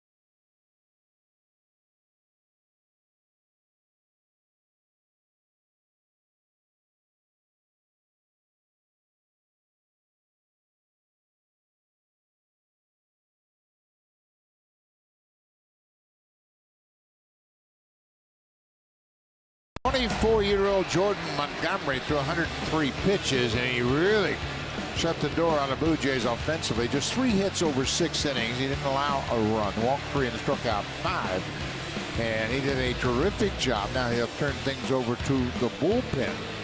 And the first one out of the bullpen will be the right-hander Adam Warren. Here are the numbers for Adam Warren this year. 20 games, 1-1 with a 260 earned run average. Saw him yesterday. He came into the ball game, threw an inning, gave up a hit, a run, and it was unearned run because of an error at first base. But Adam Warren, fastball, curveball, slider, throws a lot of strikes. He's only walked 8 batters in 27 2/3 innings. Chris Carter takes over for Rob Refsnyder at first base defensively. Bottom of the 7th inning for the Blue Jays. It'll be Travis, Barney, and then Maile. Might see a pinch hitter for Barney. Coughlin and Carrera. Goins all available as left-handed bats on the bench.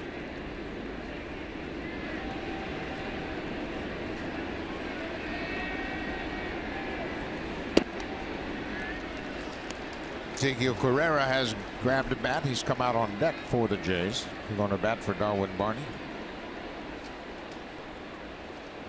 Jason Grilli loosening up for the Blue Jays down in their bullpen.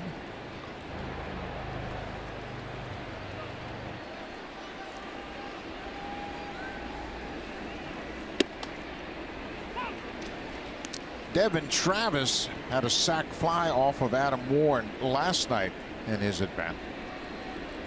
Smoke reached on an air. Tulowitzki hit a double, and then Travis had a sacrifice fly.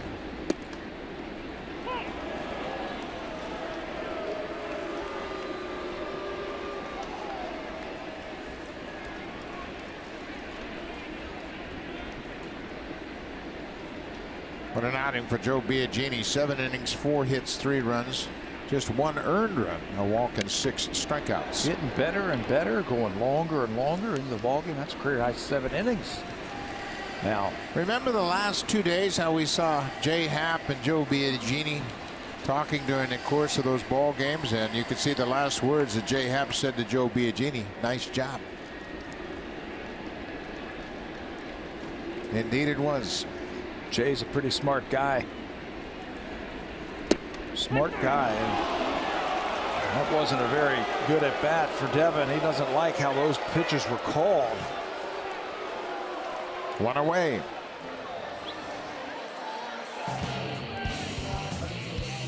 Buy 6 cans of Beauty Tone paint and get the 7th free. Available exclusively at Home Hardware and Building Center locations. Beauty Tone, Canada's color experts. What a gorgeous shot of Lake Ontario, and people enjoying a beautiful afternoon. Be right back here tomorrow afternoon for the series finale, the 10th game of this homestand. Blue Jays are 6-2 so far on this homestand, and they won 11 of their last 15 games here at home. Great pitching matchup tomorrow. Marcus Stroman and Luis Severino.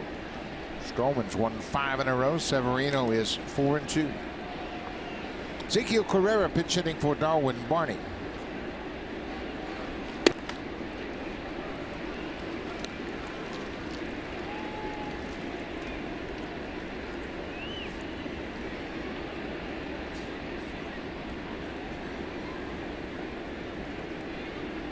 Zeke over his last 6 games hitting over 400.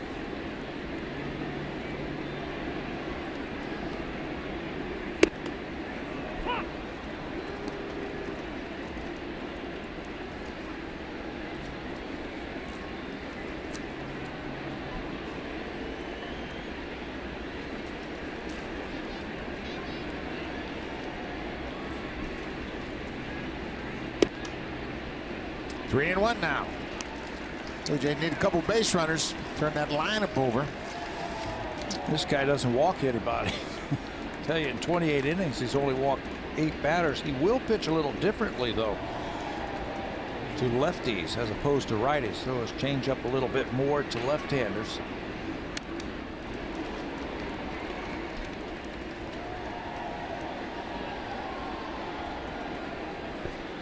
Luke Mailey's had a good day at the plate, 2 for 2, couple of singles.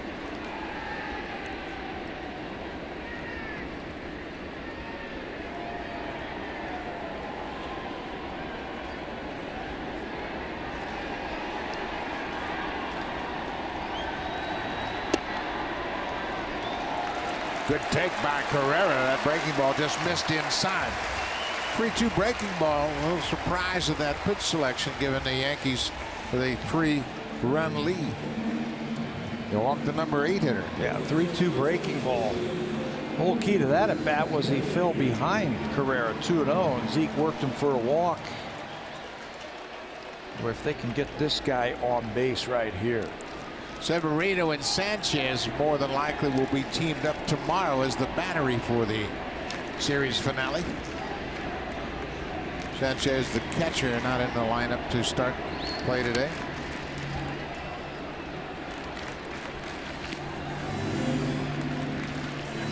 Playing the game. How many seeds can you get into the cup?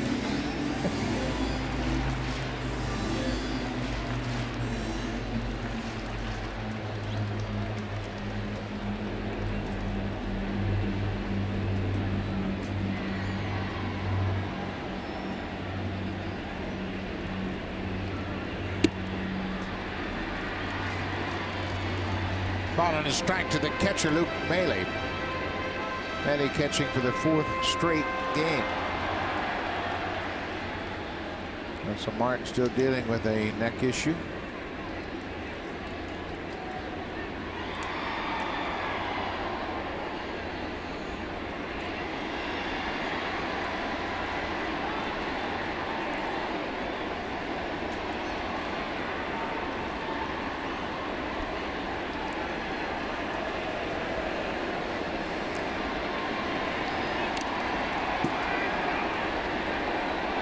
One and two now.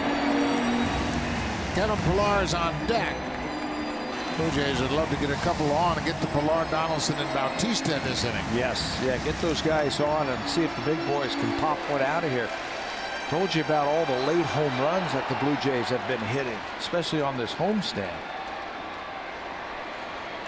That would be a nice combination. The Blue Jays got to get this guy on. Mailey lays off that breaking ball. It's 2-2. 47,226 people in attendance here this afternoon, and the Blue Jays have really done a nice job drawing the fans of this ballpark once again. And they're having a good time. It's over the screen, out of play.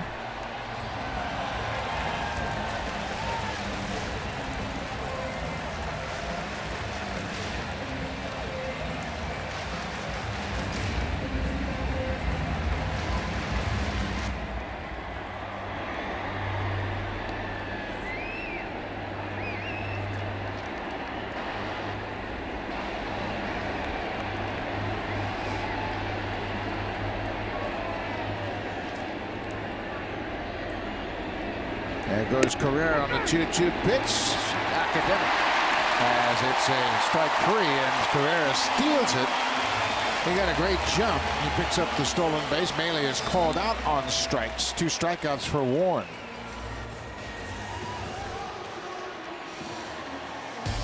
This copyrighted telecast is presented by authority of Rogers Blue Jays Baseball Partnership and may not be reproduced or retransmitted in any form.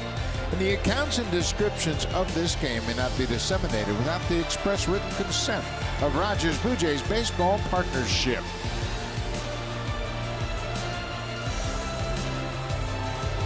Look at that beautiful Lancaster flying around here on this gorgeous Saturday afternoon. What a sight. I like how the Blue Jays are being aggressive. It paid off for them last night when they started the runner at first base. If you remember that, Bautista took off. Morales single. It led to a run for the Jays. That time they start Carrera at first base with 2 strikes, and he steals it. Picks up his 3rd stolen base of the season. Kevin Pillar is 1 for 3.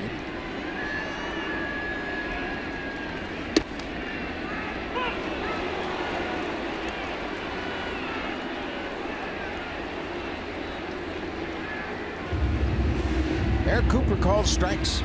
He has done it all afternoon, and he's done it with both teams hitting. They have scouting reports on umpires. If they have a big strike zone, they call a lot of pitches on the outside. If it's a high or a low type, players know.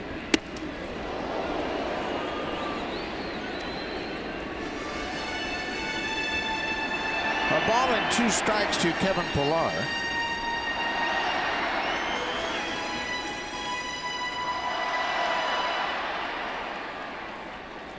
Jordan Montgomery, 6 strong innings, 3 hits, no runs, and 5 strikeouts. Now Adam Warren. Pillar gets jammed as Headley takes it, throws high, but Carter is there to take the high throw and end the inning. Warren with a good inning, and we'll go to the 8th. Jason Grilli coming on for the Jays.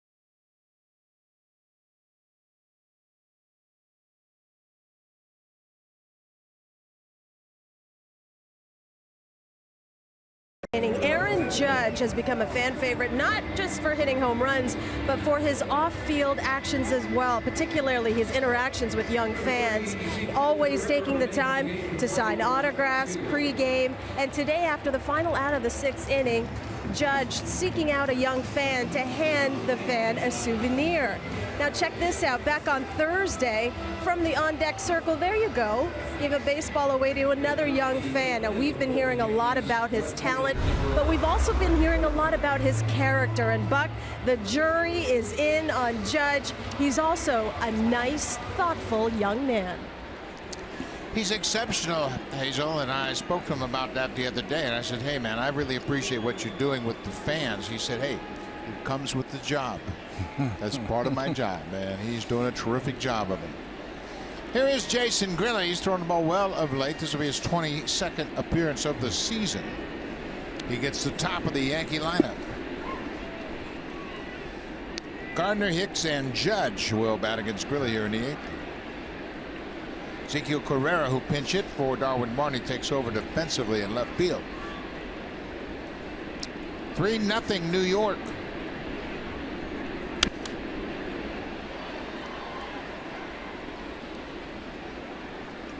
Gardner is 0 for 3.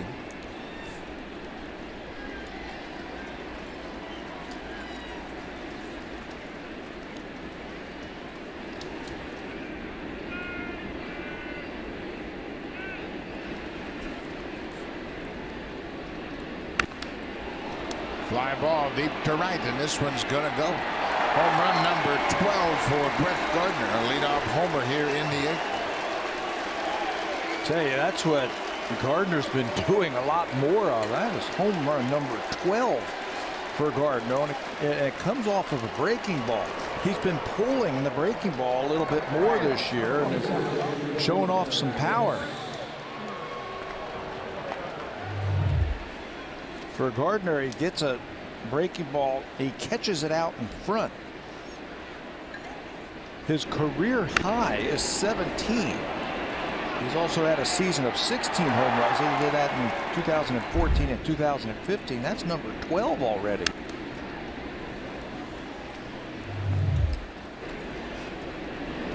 We talked about it in the opening that these teams, both of them, the Yankees and the Blue Jays, hit a lot of home runs. That's home run number 81 for the Yankees this season.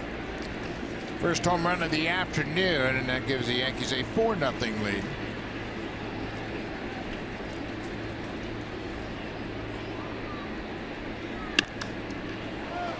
Liner to left. Carrera gets there, makes the catch. Drive of the game brought to you by Honda, official vehicle of the Blue Jays and proud fan since 1977. Well, we've been talking about him for 3 days, and you get to watch him here all by yourself. Pitch that is up, and Aaron Judge is going to hit a line drive to center field, and he'll end up driving in his 41st run on this double, just off the glove of Kevin Pillar. This afternoon's drive of the game from Aaron Judge.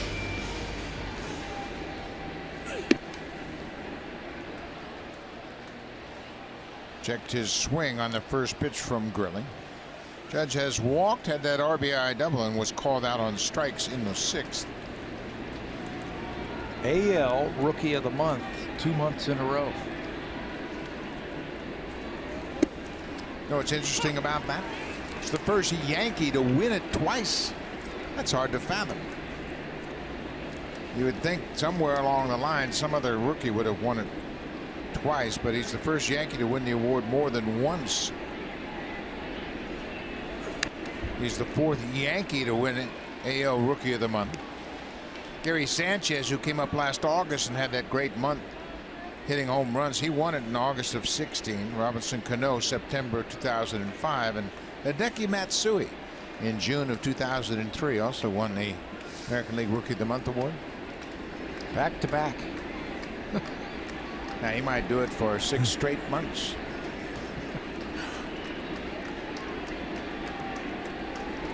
One and two.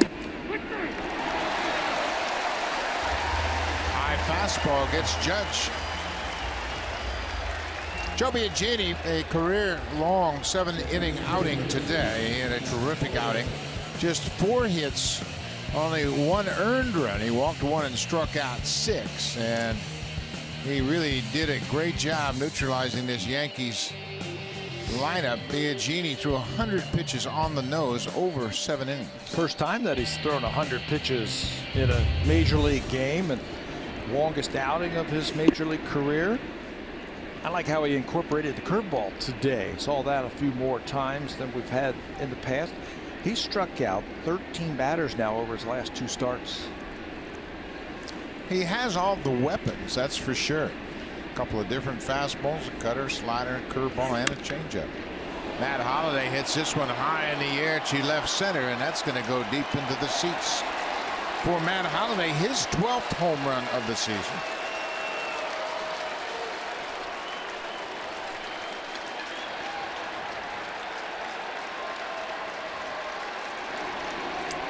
Hit a couple of balls hard today and hasn't had much to show for it.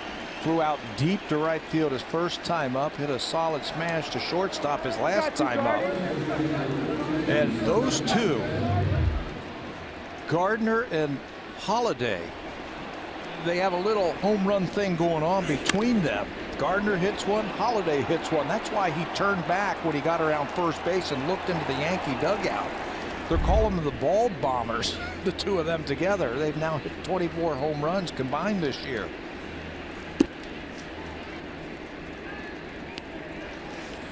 Starlin Castro, the ball bombers doing their thing here in the 8th inning. Gardner with the leadoff home run. Watch Matt Holliday look back into the dugout. Where's my little partner? He says, how tall is he? What is he, 5'10", 5'11", Gardner? 160, 170 pounds. Holliday, 6'4", 225. This guy's catching me. He says, I can't let you hit more home runs than me. They have both hit their 12th this inning.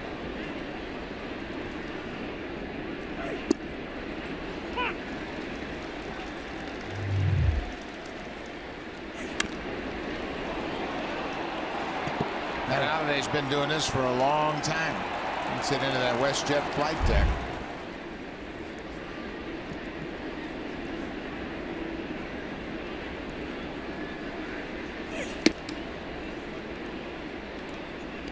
2-2 now to Starlin Castro. Castro had a fluke double his last time up. Hit it out the end of the bat and just fell in left field in fair territory. He came around to score on the Gregorius double.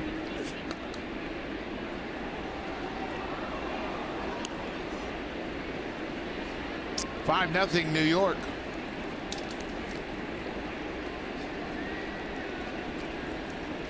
Six hits for the Yankees this afternoon, all of them extra base hits.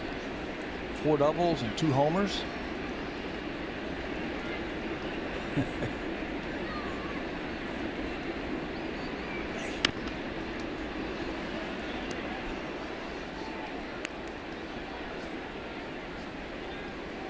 Two and two now.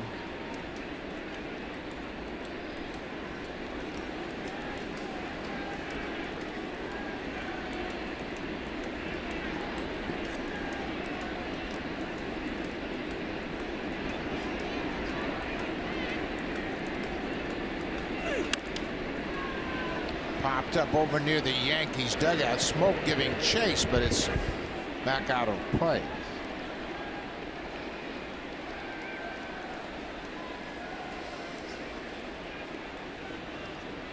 Castro hit a home run in last night's game. That was a 2-run home run to right field of Danny Barnes. His 8th of the season.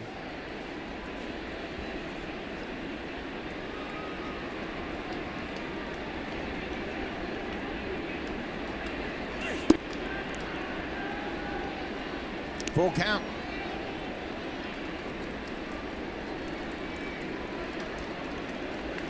It's a relentless attack for both of these teams.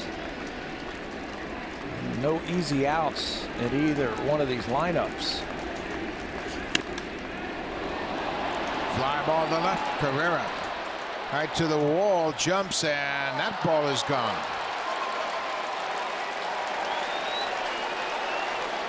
Starlin Castro with the 3rd Yankee home run this inning.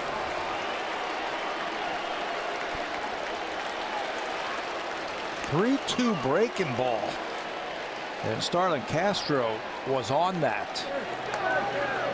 Jason Grilli's throwing hard. He's throwing 94. He missed a couple of times with his fastball. He throws a 3-2 breaking ball, and he's able to stay on it and get it up into the air, and it carries on out of here. We told you that the ball has been carrying. And the Yankees have hit 3 round trippers this inning. Doubled their score. 6-0 New York.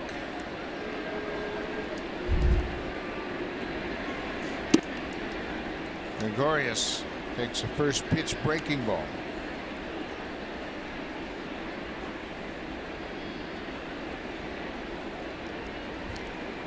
This is the 3rd straight multi-home run game the Yankees have had. The 2 home runs on Friday. 2 home runs on Thursday. Gary Sanchez hit both of those home runs Thursday.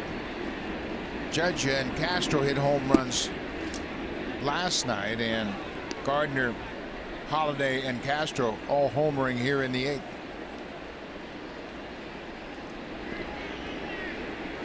They have 25 games with multiple home runs. That's tied for the 3rd most in the majors. This ball is hit to right, and that's going to hook and land foul. 7 times they've hit back-to-back home runs this year.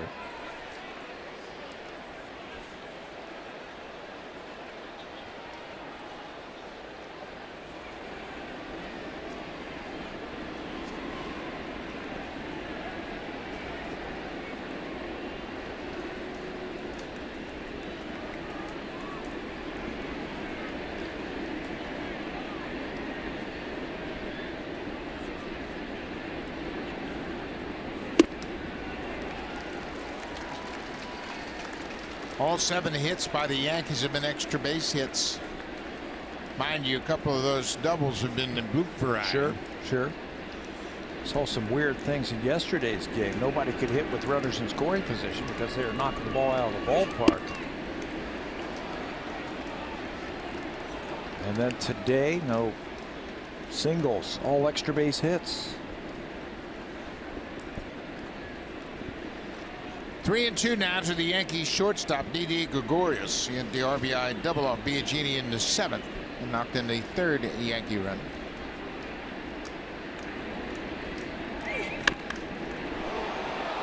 Fly ball to right. This one is going to go out of the ballpark.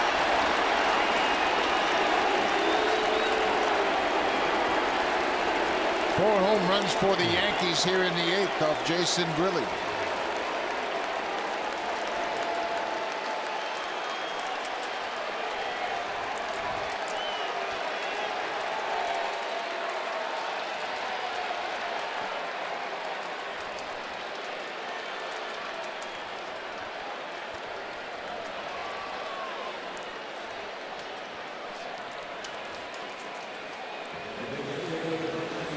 So Grilli, a rough inning here in the 8th.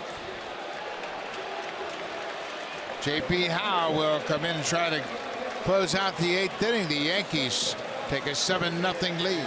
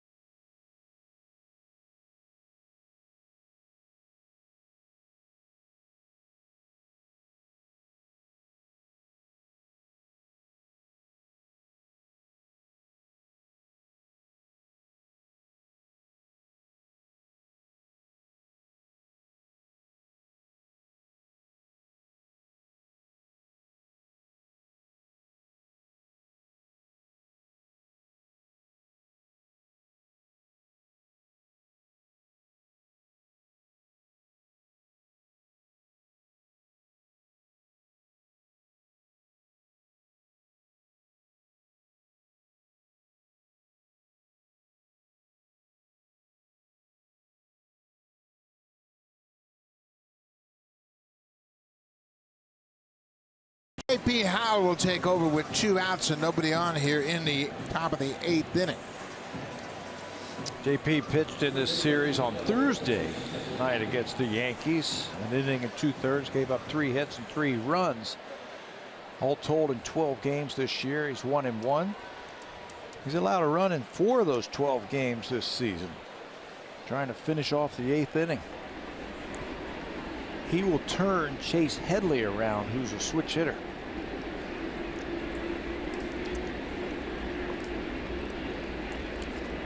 Headley is 0 for 3. He struck out his last time up. That was against Joe Biagini.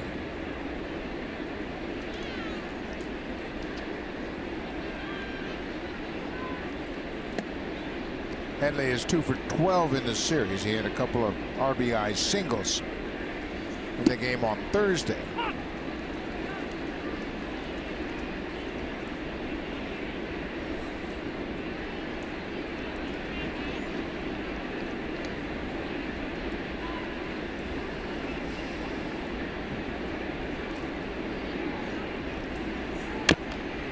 Chopped off home plate. Smoke will wait on it and step on the bag. That ends the inning. So Howe retires Headley. The Yankees hit 4 home runs in the top of the 8th and taking a 7-0 lead. Now time for a Blue Jays Central update. Here's Jamie Campbell with Greg Zahn in the Samsung broadcast studio.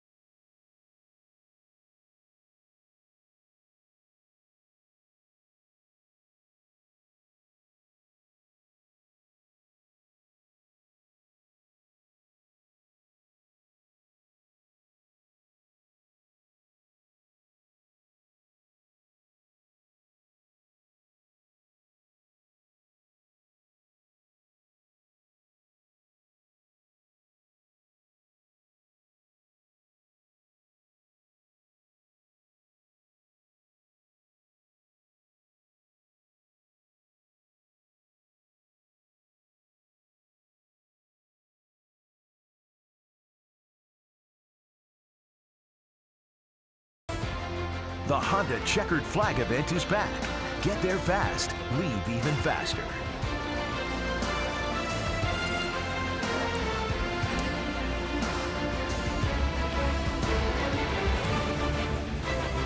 The Yankees, they have taken a commanding lead here late in the game. 4 runs in the 8th inning, all coming on home runs, and it is now 7-0. And with that, Joe Girardi has gone to his bullpen. Adam Warren had a good inning as he retired 3, couple of strikeouts and a ground out.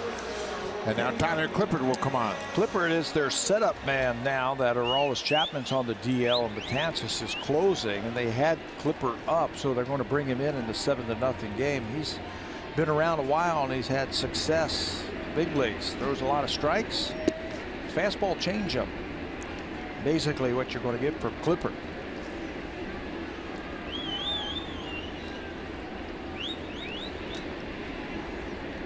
Josh Donaldson is 0 for 2 with a walk. Blue Jays have just 3 hits. Luke Maile has 2 of those hits. Pilar has the other 3 singles. That's it.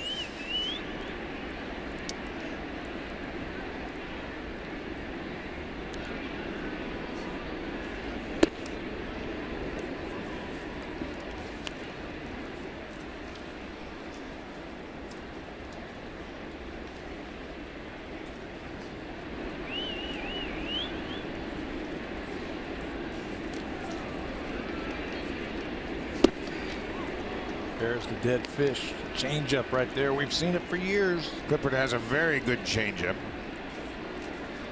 You know, we talk so much about the Yankees and they can hit and all that kind of stuff. They can pitch too.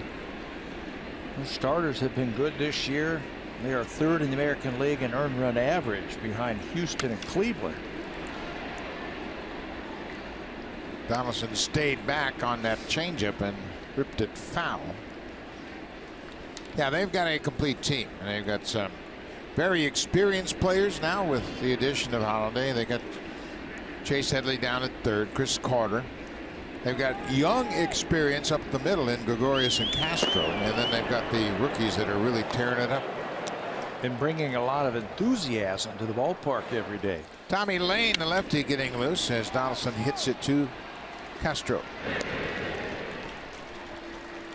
1 away.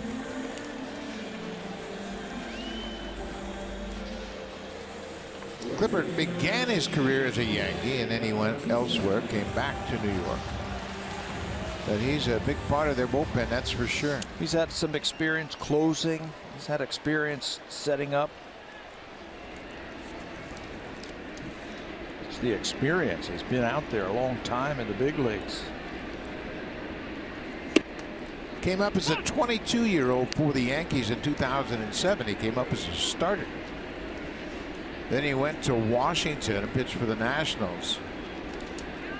Made a couple of starts in 2008. Spent most of the year in the minors, but then came back and had a career high 32 saves in 2012 for the Nationals. He has pitched in New York, Washington, Oakland, the Mets, Arizona, and back to New York. They find their way back home, don't they? A lot of guys, teams will say, why did I trade that guy? Why did I let him go? And then they get him back. Adam Warren's like that. The Yankees gave him up and then got him back. Clippard with a fastball strikes out Bautista. 2 quick outs here in the 8th. It's just 90 miles an hour, but you got to think about that changeup and an off-speed pitch, and he 4-seams it up. Will pick up his first strikeout.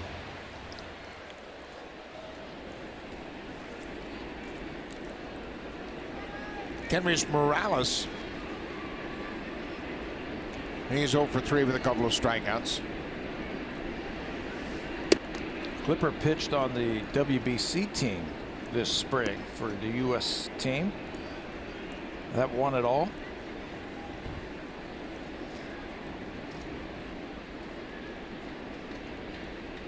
Threw 4 to 3rd innings and had 6 strikeouts in the WBC.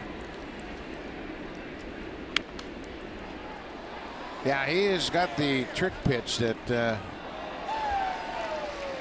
will baffle hitters, that's for sure. How about the quick pitch he just threw at Morales? Quick pitched him. Normally he's got the higher leg kick. He's going to throw this pitch there and go. He threw him a changeup. Yeah, pitchers are doing this more consistently, and you know what? Years ago they used the whole wheelhouse windup, they pumped the arm action, and there was a lot of moving parts. Then everybody became very static, pitching out of almost a stretch position all the time. High fly ball to right. Tyler Clippard retires this side in order. They'll go to the ninth. Yankees with a big lead.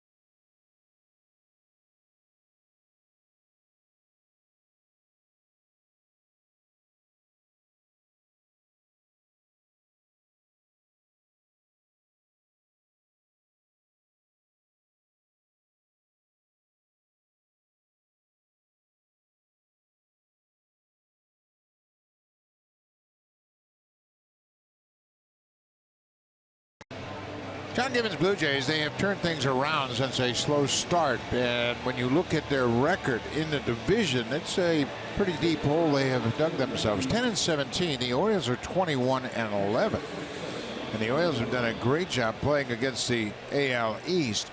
The Orioles have had problems on the road. They have problems in the Central. They're 4-8 against the Central, but Blue Jays against the American League East, they got to turn things around. 10-17. The Yankees are 14-11, on the verge of going 15-11. Danny Barnes will come on to try to close things out here in the ninth. They won 40 games last year in the American League East. So if you want to get into the playoff, you have to play well within your division. 40-36 last year in the American League East.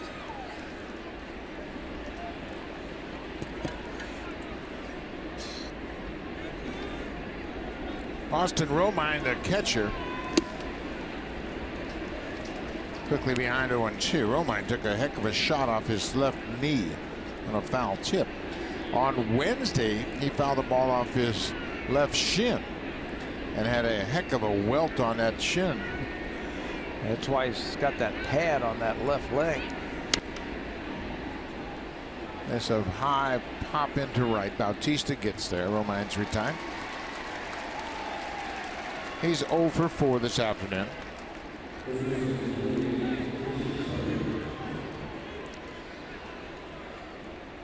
Big right-hander Dylan Betances is loosening up.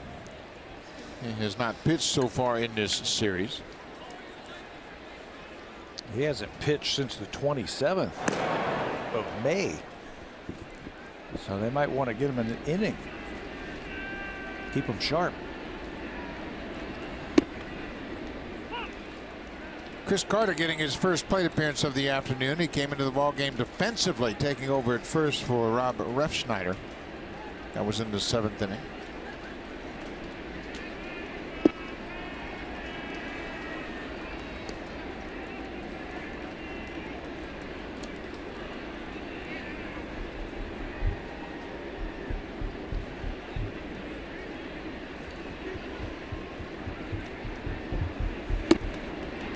fastball in a good spot for the strikeout. 2 up, 2 down for Barnes here in the ninth. And he pitched in yesterday's game, an inning, a couple of hits, a couple of runs. He gave up the home run to Castro, and I think this is a good move by John Gibbons. Get him back out there very quickly. Give him another inning so he erases that memory of yesterday's outing. In his previous outing Tuesday against the Reds, he gave up a home run in that game as well to Zach Cozart. Get him out here, get him a good inning, and get him back on track. But Garner homered his last time up. This time he pops it up. Tulowitzki out, calls for it, and makes the catch. And Danny Barnes retires the side in order. They'll go to the bottom of the ninth. Smoke, Tulowitzki, and Travis for the Blue Jays.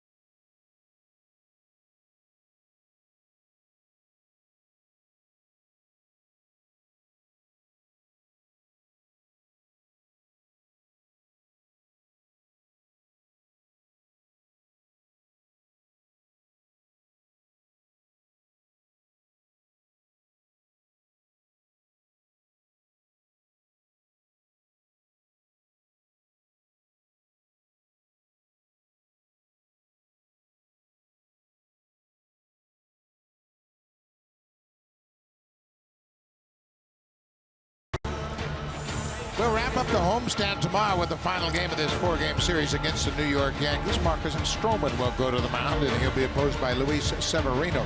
Pregame show starts at 12:30. That's 9:30 Pacific time. So it'll be the 10th and final game of this homestand. But before we think about that, Blue Jays have to deal with Dellin Betances. You might be wondering, okay, why is he in this game? He's the closer at 7-0. He hasn't worked in a week. Yankees have an off day on Monday, so Joe Girardi wants to find an inning for Dellin Betances. What a season he's putting together. But what's new, this guy who's led relievers in strikeouts the last couple of seasons. Big fastball, big curveball. He's 6'8" on that mound, and he throws hard. He's allowed 1 earned run over his last 17 1/3, covering 19 appearances. Smoke, Tulowitzki, and Travis for the Blue Jays. It's that hard breaking ball. Smoke is 0 for 2, a couple of flyouts to right. He's also walked.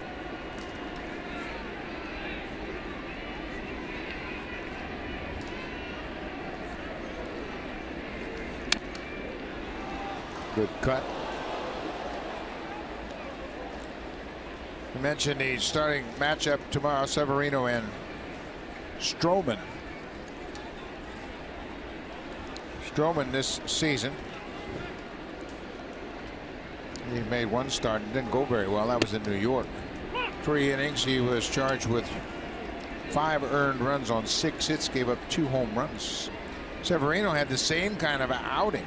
He went 5 2/3, gave up 5 earned runs on 8 hits, and he gave up 2 home runs. They're both looking for turnaround outings against their opponents tomorrow. Yeah, a little redemption. Both of them 2 young stud pitchers.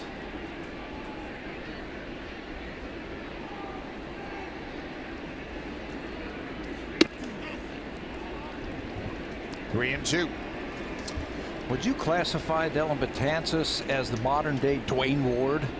Oh, that's a good call. He's got the same kind of breaking ball, doesn't he? Yeah, a setup man who strikes out batters. Wardo had 4 straight seasons of 100 strikeouts as a reliever. And there's a strikeout. He's done it 3 consecutive seasons. Dellin Betances. He had a Yankee record 135 strikeouts as a reliever in 2015, and he throws smoke. A 3-2 breaking ball in a 7-0 game. That's illegal. Troy Tulowitzki mentioned the Blue Jays with just 3 singles today. Jordan Montgomery surrendering those 3 singles. Luke Maile got 2 singles, and Pilar got the other. Everybody else been shut out.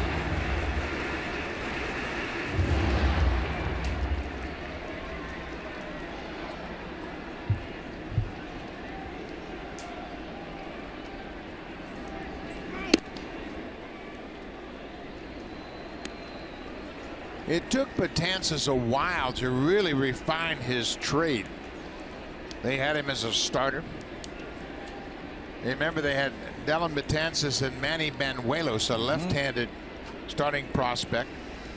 And they finally realized that Betances was better suited to work out of the bullpen. We've heard about those guys for a long time, and it just took him some time to figure it out. He was a starter in the minor leagues. The last time he started was 2012. And then major leagues, he's only had 1 start. That was in 2011. They moved him to the bullpen, and he's been dynamite. He walks Tulowitzki. Tula walks for a 2nd time this afternoon.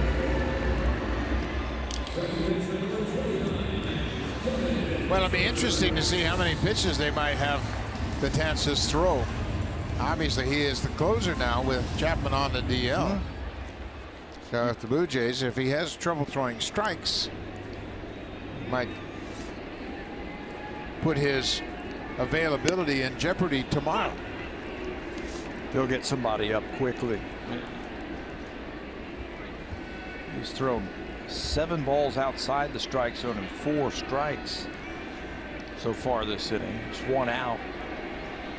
But they've got an off day on Monday, and he hasn't pitched in a week. This is popped up. Castro, the second baseman, makes the catch in fair territory, and the pitch count might not factor in. 2 outs now for Betances.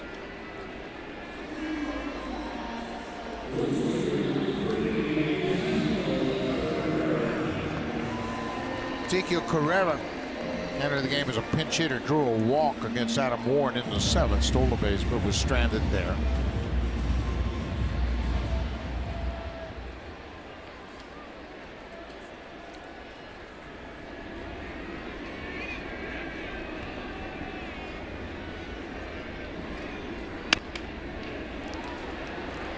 Ground ball to Castro. And that's the ball game. The Yankees turned things around dramatically. 7-0. 4 home runs in the 8th inning.